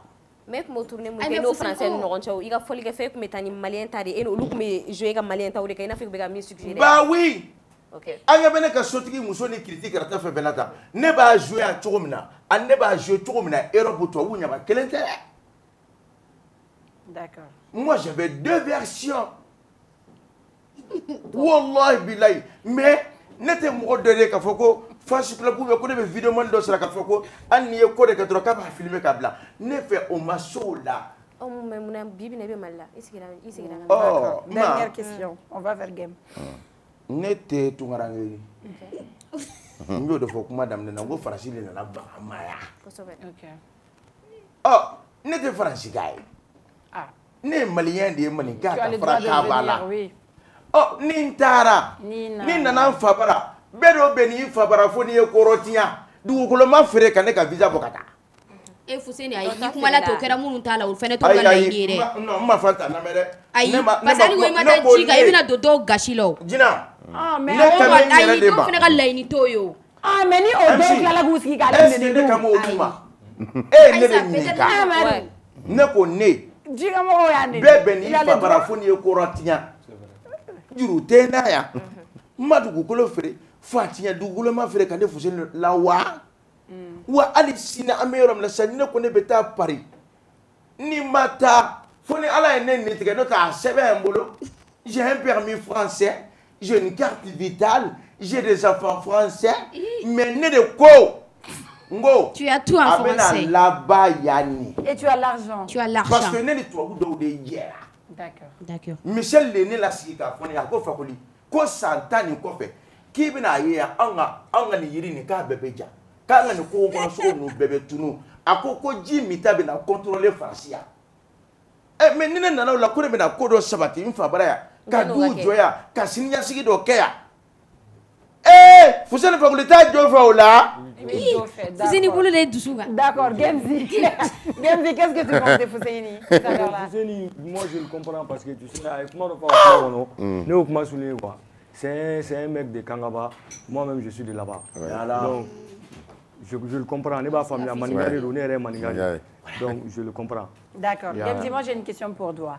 C'est ça, Igoko, Ibiga Koina, ou Beteme, et la Morobete Mougasra Fekata, il était mort, ma simité, c'est mort. Mais en a que c'est ça, le Korodorabo, Ama Mokoshita, mais à Ronka, Foko, à la génération B, à la génération B, ni doit être chez Oti Yaboka Djabi. Tu vas rentrer dans les clashs? Ni format. Bon, ni au format. Ni Myriam Wacha, elle est la folle. On a c'est là. Parce que ni mɔgɔ fila n'aw bɛ kɛlɛ hali ni bɛ se dɔ in na i miiri a jigi la i k'i miiri jigi la quoi. Ok. I bɛ mɔgɔ bɔ fɔlɔ n'a jigi ya famille ta kana bɔ. I y'o yɔrɔnin fɔ on a vu quand le clash de Yakubi Yang BG a daminɛlen et Laïdjo bɔra a ye poste dɔ kɛ a ko Yakubi ma ko a bɛ kuma Yakubi fɛ u ka tɔ to a bɛ kuma Yang BG fɛnɛ fɛ u ka tɔ to mais ko comme a ɲɛ b'a la ko comme Yakubi tɛ fɛ ka dabila ko Yakubi k'i miiri ko BG bɔra yɔrɔ min na ko ils sont 3 ko 3 font 1 fait 3. Bon, olu fana o kuma i b'a dɔn ne bɛ se ka min fɔ dɔrɔn u ka ko in to BG ni Yakubi ni ɲɔgɔn cɛ quoi. Bɛɛ k'i dabɔ a la. Kaliburu les deux restent là. Glagi olu da bɔ a la mɔgɔ m'a fɔ k'u da don a la hali BG personnellement BG yɛrɛ tɛ fɛ olu k'u da don a la parce que ne bɛ BG dɔn personnellement ne b'a dɔn quoi mɔgɔ sugu min dɔn quoi n b'a dusukun dɔn quoi a man di BG yɛrɛ BG mago tɛ mɔgɔ ka fara ale kan nin ko la i n'a fɔ Yakubu yɛrɛ mago tɛ mɔgɔ la mɔgɔ ka fara kan nin ko la parce que ne b'a dɔn les deux sont hyper inspirés ni dɔ ye dɔ bɔ bi sinikɛnɛ dɔ bɛ dɔ bɔ quoi bon an bɛ gagnant dɔn ni kɛlɛ ma ban sebaga tɛ dɔn mais ni u y'a jɔ tan sisan i ko ko olu ka u da bɔ a la ka taa mais on est d'accord k'a fɔ ko olu de kɔsɔn bibi in na tiɲɛ yɛrɛ la caman bɛ k'i profiter u consommer don mɔgɔw b'u profiter ni fila ka bezi la ka don ka sɔnw bɔ parce que on a Mamadou Gaspille il a fait 200 000 vues en moins d'une heure voilà sinon mɔgɔ ale b'o sɔrɔ cogo di mais mɔgɔw les gens sont juste curieux ka taa lajɛ ni cɛ in bɔra nin fana nana ka na mun de fɔ bon mɔgɔw b'a lamɛn mɔgɔ yɛrɛ b'a ye cɛ ni yɛrɛ ma kuma nafa ma fɔ parce que donyɔrɔ t'a la quoi Lévisi fɛnɛ bɔra tout à l'heure bon lui ale ne tɛ se ka kuma ale t'a la quoi ale kun ne dɔgɔnin conquérant n kɔrɔ ye bon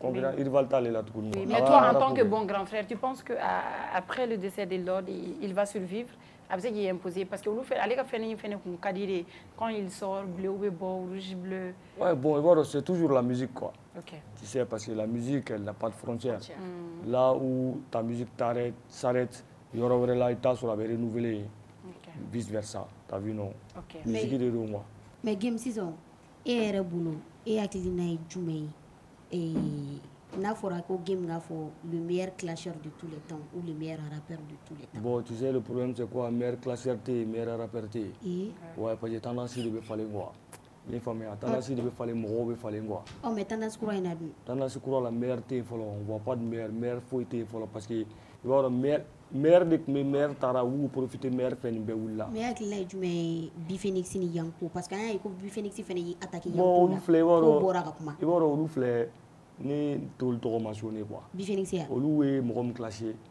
u b'a dɔn quoi u b'a dɔn quoi bɛɛ bɛ bɛɛ dɔn quoi e bɛ fɛ ka fɔ olu tugu de wa bɛɛ bɛ bɛɛ dɔn quoi bɛɛ b'i yɛrɛ lafili bɛɛ ma mais ça bɛna bɔ Paul bɛ bɔ wa tu penses Paul bɔra ka kuma Paul bɛ bɔ ka kuma mais il n'a pas besoin ka son kɛ ka nu yɛrɛ Paul yɛrɛ quoi parce que Paul il est déjà à l'étage quoi donc kana si tu es déjà à l'étage ceux qui sont en bas là ni ko i bɛ jigin ka na problème c'est de i bɛ to duguma quoi mais Bezi dun an y'a ye Bezi bɔra ale tan tɔgɔ ma yɛrɛ de kɛ ale to yen sa ale yɛrɛ an man k'ale jate ale tɛ première ligue la yɛrɛ an ma kuma transfert quoi i bɛ ka taa kuma Game yɛrɛ ka problème ka ca Game bɛ jɔ la mais fɔ ne tɛ dɔn yɛrɛ i b'a dɔn ale ne b'ale bali k'ale de dɔrɔn a bɛ kuma play k'u bɛ fɛn dɔ mɔgɔ bɛ arabu la bɛ play jeu ko kuma la fa de b'i la an play jeu la de bɛ kuma Game o bɛ jɔ lamɛn ne bɛ ka nation de la ale fɛnɛ ko u de ma ko u de fɛnɛ tɛ premier ligue la ko u de tɛ ale ko ma ali licence sɔrɔ ale ko jɔn ko u de ma ali licence sɔrɔ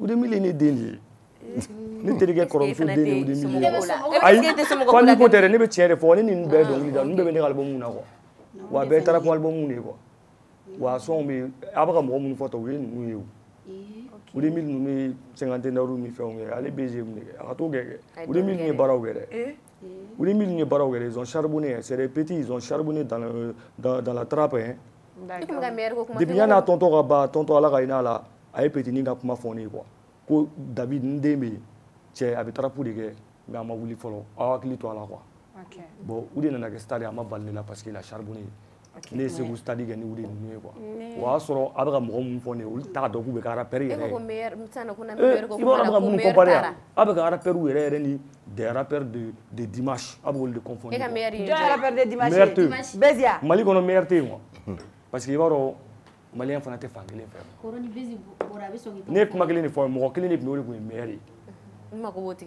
i ye faamuya mɔgɔ kelen bɛ yen o de tun ye meilleur ye tragédie y'o sɔrɔ ala y'u ka kalifa minɛ a la ninnu bɛɛ filɛ k'u profiter o tuma a tɛ ka kɛ bɛɛ ɲɛna d'accord question dɔ bɛ n kɔnɔ ninnu bɛɛ bɔra ni jumɛn de question dɔ bɛ n kɔnɔ classe minnu bɛ ka kɛ fɛn fɛn bɛ ka kɛ ni kuma fɛn bɛ ka fɔ nin bɛɛ bɔra ni jumɛn de oh là là le plus beau musow ka côté bɛ cogo di musow ka côté cogo di i n'a fɔ anw y'a ye les Fanta Pablo les Limakizi ouais Kimfa olu ka côté u tɛ ka don kɛlɛ kɔnɔ non bon muso don yɔrɔ tɛ yan cɛ kɛlɛ muso don yɔrɔ tɛ yen parce que an m'an jɔ ka sugunɛ kɛ olu b'u sigi de donc a ma nɔgɔn quoi. Ok mais ça me buga don ɲɔgɔn musow kan.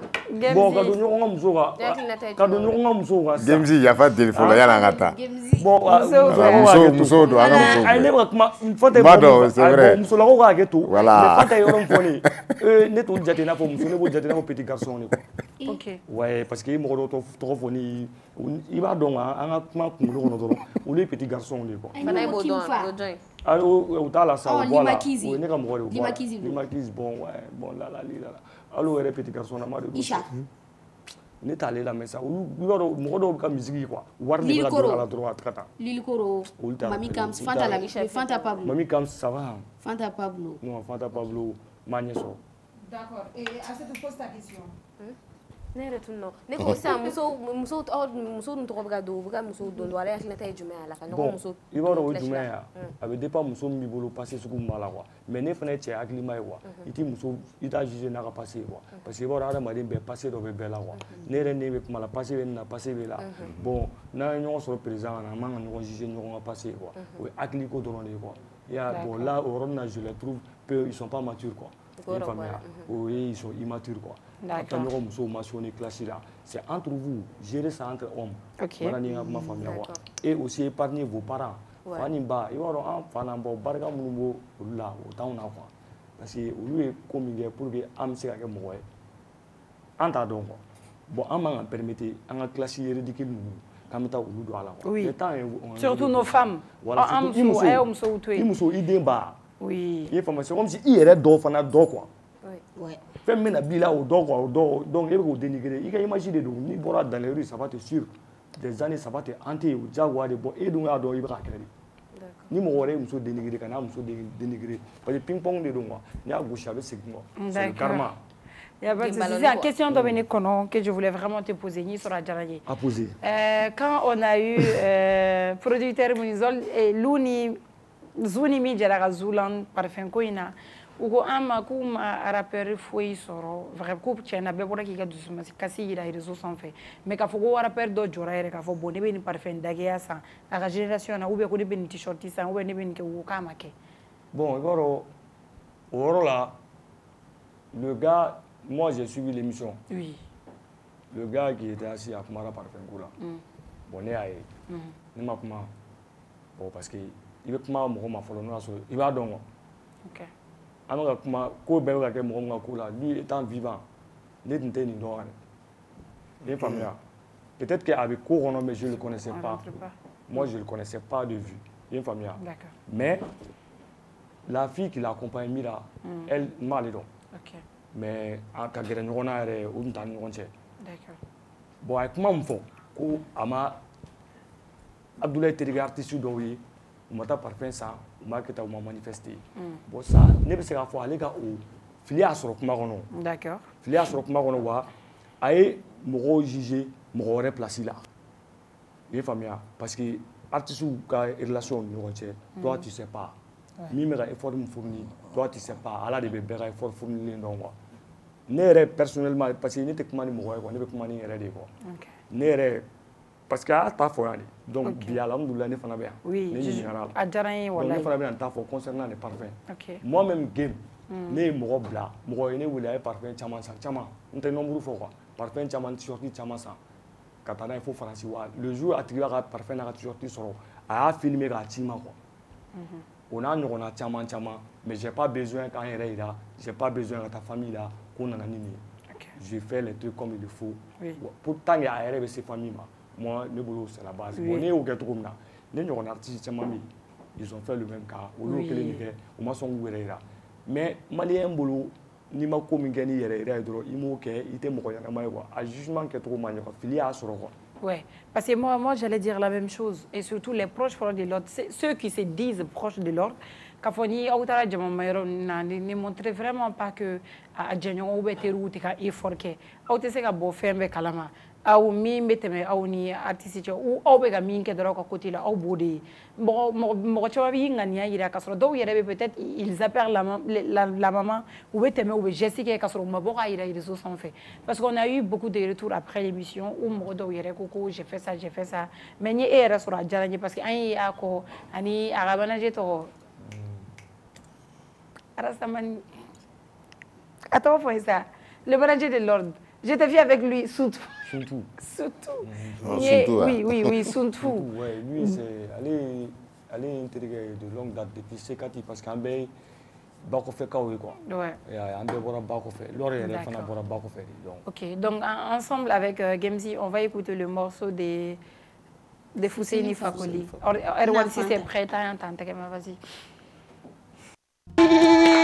Donc game avec moi kuma dima ama joma fonga téléspectateur wi ko kambe chini même heure même chaîne ay aketo wera I love you wera merci beaucoup Désiré merci beaucoup merci à toi également Erwan imana ni filitini sowere donc Gemzi e ba émission kunche ibe kuma di ibe émission kunche c'est à toi et surtout un message aux rappeurs surtout aux clasheurs s'il te plaît.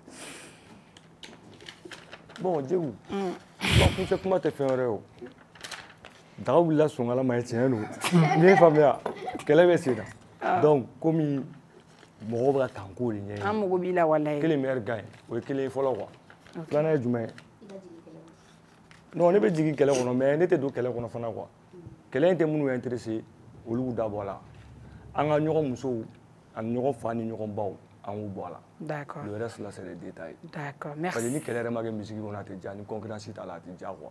Mais n bɛ segin kuma in kan k'a répéter quoi dimɔgɔbaw didenbaw aw da t'a la aw k'aw sen bɔ a la quoi an ka ɲɔgɔn musow to yen parce que olu y'an denw ba ye quoi an ka ɲɔgɔn fa ni ɲɔgɔn baw épargner olu ka ko kɛ ka ban quoi an yɛrɛ dama an ka nin gérer nin ye cɛ kɛlɛ de ye an ka nin gérer an ni ɲɔgɔn cɛ quoi vive le rap malien. D'accord, merci Game, merci Fousseini Fakoli, Désiré, merci beaucoup, on se dit à demain même heure même chaîne.